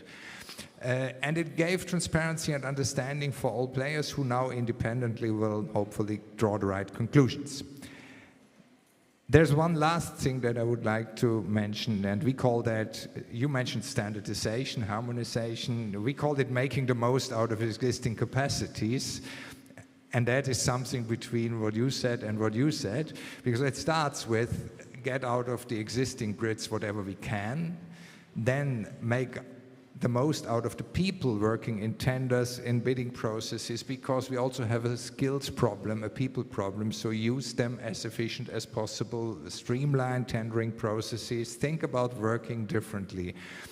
And it continues with harmonized product specifications and whatever. There is not one fits all, but what we have successfully started to discuss and to trigger is think about working differently along the value chain, make it more efficient. And this is, of course, something that we cannot go into details from an association point of view, because in the end we are entering the competitive space there.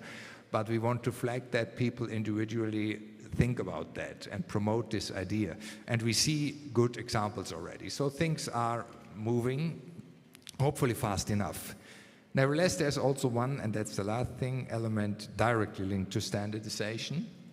We have areas where standardization is required. One is the newly evolving part of HVDC grids, interoperability, and I believe here the Commission has also taken action quite early, long before the Grid Action Plan, and together with the affected TSOs, we have launched initiatives. The biggest visible one at the moment is the Interpera project, which is on interoperability and standardization. The other one is the high-level forum for standardization, where we are also strongly engaged. And one element that we also need to address, to be prepared, as you said, Peter, we need to define what it means to have a highly distributed system with local flexibilities that need to interoperate, to interact, to communicate.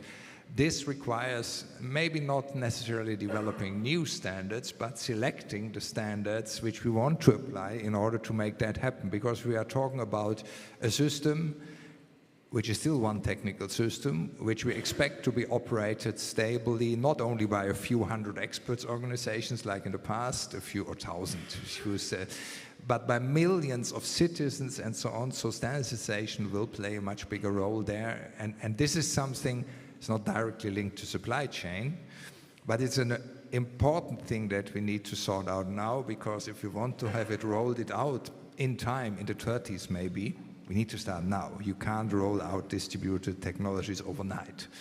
With that, I hand over, I would say, to another important part, a particular part of the supply chain. Volker, please. Yep. Play on from there. Let me come back to the joint commitment which Damien mentioned. Very happy to not only chip into that, but to commit to that. Before I go there, and Katarina, you mentioned it in your moderation, using the word standardization very carefully. I think what we would like to point out is, I'm not a technical engineer, but if I speak to my technical engineers, they have a very specific understanding of standardization. In a weak moment at the 15 years anniversary of RGI, TND and Europa Cable committed to providing input to a glossary so that actually people can read up what standardization and what other approaches may mean. I will leave it to Antonella to announce that we have delivered. With that, so just really on a serious note, please let's all be careful how we use words when it comes to standardization. There's a very narrowly defined standardization business, a lot of which on what we're talking here for the high voltage stuff is done at IEC and SIGRE level. Clearly, this works because the projects which are out there, the transformers and the cables, they do their jobs for their expected lifetime over 30, 40, 50 years. So what is in place there is clearly working. Let's look at if some additional standards at that level may be required, and let's look at that, yes, but which is important to assure the quality. But I think what we are talking here with Damien about is what we have then suggested to call common approaches, which focus much more on the processes of how we build and deploy the grids, from qualification to tendering to project execution. And here, as Jochen also already indicated, there is probably a lot of potential there to reduce redundancies, to be more efficient, which will then allow us to do two things. It will allow us to be quicker in deploying the grids, and as Jochen also already indicated, I think all of us were running short on people. So let's make sure we use the human resources on the right points where they really matter. So very much looking forward to working with you, and it should be the four of us, no doubt, and it will be the four of us. Just very quickly, we're talking a lot about the future, but actually the good news to me is from our cable industry perspective, where we are today. We have the world's leading cable producers in terms of technology know-how here in Europe. This is not an industry that we need to create, it's here. It is not about future investments. Smaller number, but in 23 last year, our members alone announced investment decisions of over 4 billion euros to increase capacity. So again, this is not something that will come online tomorrow, but we're on it and it's happening. Will that be enough? It will probably more than double available capacity of high and extra high voltage submarine cables by 2030. Probably not. What do we need to go beyond in investment? We discussed this very morning. Investment is, at the end of the day, probably very simple. They need certainty. How do they get certainty, the investors? One, if they have a better visibility, we need to have really a confirmed demand visibility of what will be needed, and that needs to go well beyond 2030. Framework agreements have helped our industry a lot, our members, to commit to further investments. The second point, which is very important to the cable industry, is a fair market. People often refer to the solar industry or the chips industry, which Europe has lost, where we had a technology leadership. From our perspective, we don't even need to look that far. Europa Cable represents both the power cable producers and the telecom, the optical fiber cable producers, to serve the net, speak, and data cables. We have seen massive overcapacity being dumped into Europe. The Commission reacted very, very firmly and very quickly by introducing 88% of dumping duties on imports from China. They are in place. Just 2 weeks ago, 10 days ago, the Commission introduced provisionary measures on imports of optical fiber cables coming from India. So this clearly shows there is a problem. And this problem, what worries us, is that as Jochen said, all of what we're discussing, let's be honest, from an industry perspective, is a tremendous opportunity for our industry. This is a wonderful opportunity to demonstrate our technology leadership, to grow and to connect Europe. But at the same time, This is in a global context, and the European market is the single one market which is totally open. All other markets have barriers of entry. We don't. That's fine. We don't mind competition, but it has to be fair. And so really what we need to assure that there is no dumping occurring like our industry has seen on the optical fiber side. The dumping measures which have been put in place are a bold commitment of the European Commission to actively push for a fair market. But the problem is dumping only works ex post. Our companies have lost the tenders. The business has gone to non-European suppliers. The money is lost, and we see it. Our telecom members are struggling very much and in part closing factories in Europe. This goes super fast. This is 2 years, 3 years, and the market statement is gone. Which is why we very much welcome that there are new measures like, for example, the foreign subsidies regulation, which allow us to engage and allow the Commission to engage ex ante. That will be very important for us to keep an eye on. What defines the price of a cable? Above all, a metal conductor, copper or aluminium, and an insulating material. Those are both commodities traded with high fluctuations at global markets. There is only so much margin in what you can do to prices. If we succeed in getting clear visibility, a fair market and coherence in policy making, Net Zero Industry Act taxonomies, critical components are in, wonderful. Let's make sure cables get into CBAM. Then I think we will not build, but we will secure the European technology leadership here in Europe. This will create more jobs in good industries, sustainable jobs, and it will help to build Europe. And then, I don't know, funny how the mind changes. When driving here midday today, there were these big clouds of smoke, which we saw from the taxi.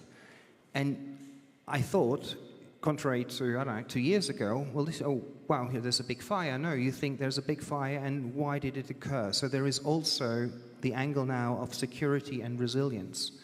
What has changed is that we're now talking very clearly about critical infrastructures. With that, the technologies that are needed on both ends are critical infrastructure technologies. So let's make sure we keep making them in Europe for Europe. Thank you very much. Thank you. So we have heard that we need cooperation for innovation, but also keeping in mind the competition. Tendering processes would be better if they were simpler. And then, of course, we need a certainty of the project pipeline well beyond 2030. So, Peter, will you deliver all this, or yes, do you have different it's all tasks? in my little folder. I brought it with me for you. No, just joking, but thank you very much for the kind invitation to join the initiative you announced today. And I think we are already preparing for that, so that could be a good start. And let me spend a few words. I know that we run a little bit out of time, so I'll keep it short. But indeed, if you look into the need to get this started, we also did a survey amongst our members, 900 DSOs throughout Europe, and indeed 60% of them has difficulties in getting the equipment in the right specification on time, and 70% even on staffing. So two important dimensions I think the two of you mentioned as well. So to perform on the action point number 13 of the Grid Action Plan, what are we doing? In our view, I think it starts all with visibility. So one of the initiatives we take, and there is more about that tomorrow in a dedicated workshop, is to further develop the distribution network development plan. So you get better visibility also for the equipment manufacturers, not only to plan their production, but also to plan further investment in the production of equipment. Secondly, also mentioned very nicely by you, it's not only about visibility, it's also about the entire value chain in the way that the procurement and the execution is not efficient. So there are nice examples, for instance, in my home country, the Netherlands, there is joint and long-term purchasing of equipment between various DSOs. So we can learn from that. Or for instance, in France and in Portugal, we have seen that already in their distribution network planning, they give the component list they need in a way. So that helps you to tune in to that. Now, third line of thinking, and then I will conclude. Third line of thinking is indeed on further standardization, perhaps on equipment, but let's start also on certification. That's what I also learned from earlier exchanges on the high-level panels, that for many of your members, the certification runs differently in every country. So already to speed up there will be a great step. So that is what we will look into in the time to come. But first and for all, it starts with cooperation. So thank you for being here in the panel together, and we'll make it work together. Back to you, Katarina. Thank you. Many thanks. I think from what I heard from this panel is that all the elements are there. So the work is already cooperating very well together, and Europe or is producing and manufacturing the things we need. So we just need to make sure that we also keep those and innovate on those. Unfortunately, I cannot really allow reactions to what each of you have said. I think, Christian, if you wish, you would be the only exception. No? Good. Thanks.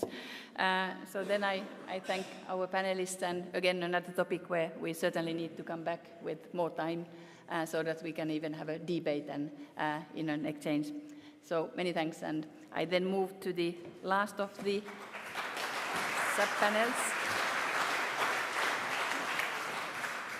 and invite Antonella Battaglini, who is the CEO of RGI, and then Stine Grine, who is the Vice President of System Development at Energinet, for this last mini-panel. And the mini-panel will focus on the Pact of Engagement, which is a very important element also of the Grid Action Plan. And I give the floor first to Stine to tell us about the recent developments there, and after that I hand over to Antonella. Thank you very much. Would you push for one slide, and if you still have that? Yeah, thank you. Yeah. So, pylons, overhead lines, stations, large stations. How many of you consider that as a part of the green transition? No. Let's see if it works. So put up your hand if you think that's a part of the green transition. You know? I'm sorry to say that a lot of people outside this room doesn't. They actually think, of course, that wind turbines, they think that solar panels, that's a part of the green transition. They even think that nuclear power plants and hydrogen facilities are more green than infrastructure or energy infrastructure. And if we are talking about increasing pace in green transition, we are talking about reaching the targets and also bringing down risks of doing that, then it's really important to find out how to put more attention into public awareness and public engagement in building energy infrastructure. I'm in the Danish TSO, responsible for our grid planning, not only in the electricity, but also gas and hydrogen. So this means that we have to look into how to do that. In order to do that, we, as you can see on the picture, used the Commission's Pact of Engagement in order to create more dialogue amongst stakeholders, in order to increase the engagement in not only seeing energy infrastructure as a vital part of the green transition, but also engaging different kinds of stakeholders in trying to promote how to get it done and how to address the different risks. If you look into the Danish case, and of course that's a small country, we are looking into, in our plans, long-term plans, 2050. And then someone says, 50, that's a long time away. We don't have to build anything now, but yes, we do. In those plans, we at least have to double the amount of kilometers that we look into with grids. more overhead lines, really large stations to handle new types of both demand and production put onto the system. But we also have to address how we do it in a faster pace. And really, people think that stations are small, like one building. They don't see that it's a lot of football fields. And therefore, when we come along, they say, yeah, it's a good idea. And then when we show the plans and how much it actually takes up of space, then it's a whole different discussion. It's not the same discussion as we went the first time. So we have to be transparent. We have to be more eager to discuss what does it actually look like and why is it important. So, as you can see, this is a picture from Bornholm, where we in Denmark have yearly a discussion, or you can say a festival on democracy that took place on Bornholm, which is also where we discuss the first energy island. And here, a lot of different people actually signed the Pact of Engagement in Grid Development. And as you can see, there's a lot of diversity on the picture.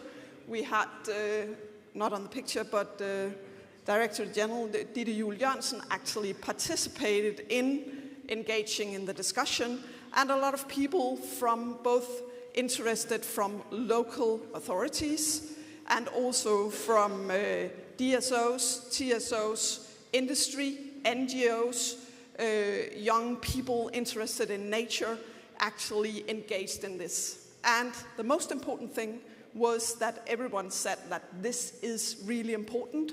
We would like to help engage in this and putting forward the need for more grids. But the industry, and that's us, also needs to be better at listening at the different problems rather than just saying what we would like to do and what we need in order to increase public engagement and public awareness in order to increase pace and green transition. So, thank you. Thank you. I then hand over to Antonella.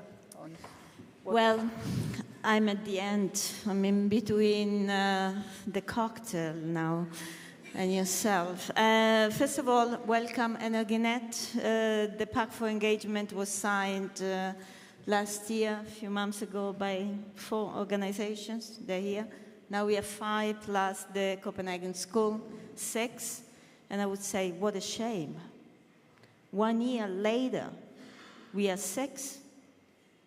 And Katarina, you mentioned that the Pact for Engagement is an essential part of the Grid Action Plan. We are in the extension time. It is the last point of the discussion. All the first rows are empty. If the Pact for Engagement is not signed by governments, the Commission, and regulators, it's only ink on paper. All the risks that you have shown in your beautiful slides, I love your slides, well, yes, these risks are there, but we seem to be in a bubble of denial of what is really happening out there, what is happening on the ground and what is happening in the geopolitical context. So please remember that this energy transition is only possible if we do it for the people and with the people. You cannot get anywhere without people's support. I would like to quote Giles Dixon. He's not here. Everyone knows him. Yeah, maybe. But anyway, he mentioned that thanks to the overriding public interest, in Germany we got 30% more permits. In the same regions where we got 30% more permits, we also got 30% AfD in government or more. So please consider that this pact for engagement should never be the last point of the agenda, but the first one, because all the other bits and pieces, all the other risks, the possibility to develop and build are subject to the public support, to citizen support. So I'm inviting everybody to look at the pact for engagement and to approach the Commission to sign it, but also lobby your government, lobby your energy regulators, and please, Christian, tell the NRAs that they need to shift the mindset. Because if we're talking about anticipatory investments, well, all investments are made in advance, are anticipatories. But the investment we never do is investing in people. Thank you very much.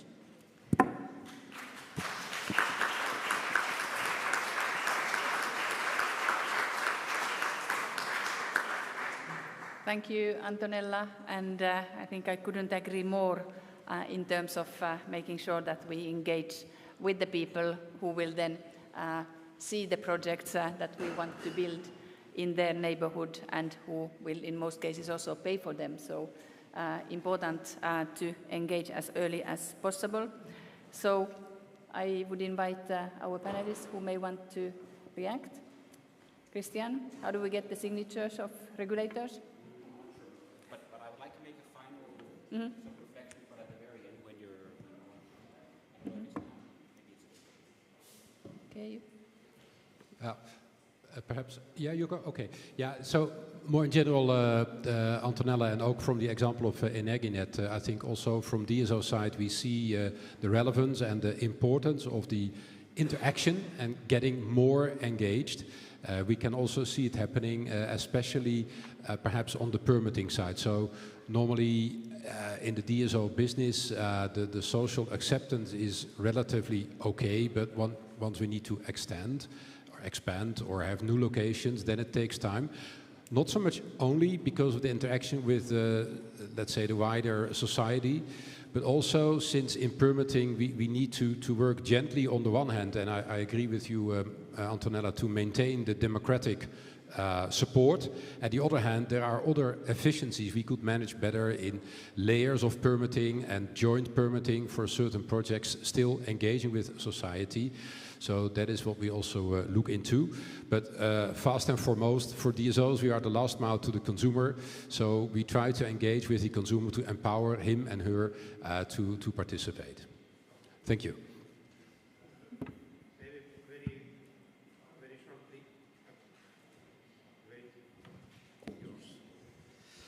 Maybe very shortly. I couldn't agree more with you, Antonella, and I think you know that because we have already discussed this a number of times. In the end, we build infrastructure that is not in a nice industrial area, it's in the middle of the people.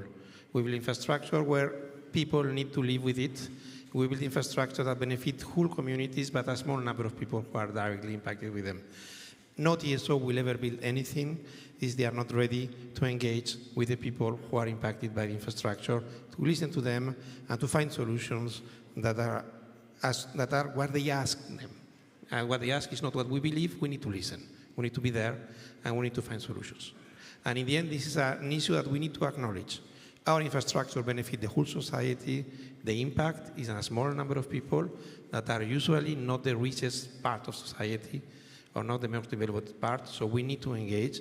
This is extremely important, and I would like, in the name of ENTSO-E, and thank you, Antonella, for the work you are doing on this. Thanks. Maybe I paraphrase here something that comes from the Baltic context, amending it a bit. So, you know, of course there is urgency, and one may want to go fast. And one may think that going alone, if you wish, you go fast. But once you may succeed, but maybe a second time you won't succeed anymore. So therefore, if you want to go far, and we need to go far in this energy transition, then you go together. And that's the only way of getting there. So I think we have to keep in this mind, and I think this is a topic of the Grid Action Plan that we need to bring to the agenda as the first point. so that we also discuss it with the policymakers and others. And I think here also, I think it's Christian from one of your slides, that we need to have trust in order to succeed, and that was trust in the cost-benefit analysis, but I think it requires a bit more trust than just on the CBA. But so I think that's an important topic indeed to keep on the top of the agenda, because without the citizens, and we are in a political situation where we do see even parties that attack the Green Deal, and in my home country, Green Deal is something that is not even mentioned in a positive context anymore. You can still speak about a clean deal, but again, shows a little bit how the people feel, some people feel on the ground. So important to work much more on this one. So I think we are coming to the end of the session, but Christian, I promised you a last comment, please. Yeah, between you and drinks and sun and all, I agree with what you said. There is this organizational saying, the effect of a decision is a function of its quality and its acceptance. Not one of the two, it's both. What I wanted to say here, that sort of at the tail end of it, not in each and every individual panel, is I am struck by this conversation today, but certainly also other conversations, how many trade-offs lie ahead. I think those of us who do not hold political office really need to acknowledge those trade-offs and speak to those trade-offs, so that those that have democratic accountability can take those decisions with, a full array and suite of the options out there. And I'll mention a few. Politically, a lot of benefits on doing many more things together, but the implication is, in addition to some redistribution efforts that need to tackle, is that energy policy becomes more shared. It becomes less strictly fully national. So that's a trade-off. And there's no moral righteous answer to it, but there are benefits and other challenges, etc., so that's one. I made a pitch a little bit about enhanced grid capacity and enhanced efficiencies. I think the requirements as to professionalization and maybe also consolidation are going to increase. That will meet certain, let's say, resistance in certain quarters. There's a trade-off ahead. When I look at a future energy bill, let's take electricity. There's a tax, which is probably a bit national. I would suspect the commodity component is going to be stable or decrease, and there's one thing which is going to increase. That's the network element. So there will be a push to socialize some of that, which I think many of us from the regulatory angle would say, be careful with that. You're hiding costs, and that has some issues. But there's another element too, which is that maybe some jurisdictions who have more fiscal balance sheet capability, they would want to do it more quickly than others. And then you have a bigger than neighbor competitive type dynamic inside the EU vis-a-vis external to the EU, which is another element. The colleague from Copenhagen Infrastructure Partners talked about the need for equity financing, and I think he fully acknowledged, quite rightly, that that may challenge certain governance models and maybe also some ownership priorities across. It's totally valid and legitimate. It's a trade-off, so we need to have that discussion. And the final one I'd point to is from actually the last panel, which is about European manufacturing. I would really wish in the coming months and years that we can distinguish between at least 3 different scenarios. One is dependence for criticalities on 1 to 2 foreign suppliers, one phenomenon. Second, very diversified supply of elements with low barriers to entry, very different. And third, self-sufficiency policies. Sometimes these 3 things are talked about and fudged as if they're the same thing. They're not. The risks are very different, and the cost implications are very different. We talk a lot about affordability and the cost of green transition, etc. The way these things are framed at the end, they will also have implications on affordability, and therefore of the overall viability of the trajectory ahead. I'm not advocating we come in and fight it out, etc. That's for politicians. But at least those of us who don't hold political office, we need to do straight talk express as far as we see it, and put the trade-offs on the table. And I think a forum such as this, given our different interests and perspectives, etc., I still think we can manage to do that. Thank you. Many thanks. Anything, Antonella or Stine, you want to add? Well, it's really late. And I still would like to have the NRAs taking a more active role in developing a CBA that is not just based on economic, quantitative elements, but also qualitative factors. Because you cannot quantify today, unfortunately, what does it mean for infrastructure to be nature positive and people positive. And if you want to build all the infrastructure that is needed in the most optimized way, well, you need to give a value to these positive elements. And there is no one in the energy sector that is actually working on that. Okay, thanks. So many thanks also for the panelists of this last mini panel and for those who were there in all of them. So indeed, it is late, but many thanks for bearing with us, and I think it reflects the interest in the topic. So we have tried to cover the few elements of the grid action plan rapidly in these mini panels. I think the implementation of the action plan is well on track, but I think what the discussions this afternoon showed is that we really need to talk more, we need to learn from each other, and there are still some elements here and there that do require further work, like the Pact of Engagement and making sure that we keep the citizens with us when we go for the transition in our economy, in our energy system as a whole. So many thanks for you for today's discussion, and those who stay for the second day of the forum tomorrow. It's an early start. I see in my papers 8:30. So when the meeting starts, before that there is registration and coffee. So early start tomorrow. I wish you a very nice drink now and a very nice evening, and see you then tomorrow morning. Thank you.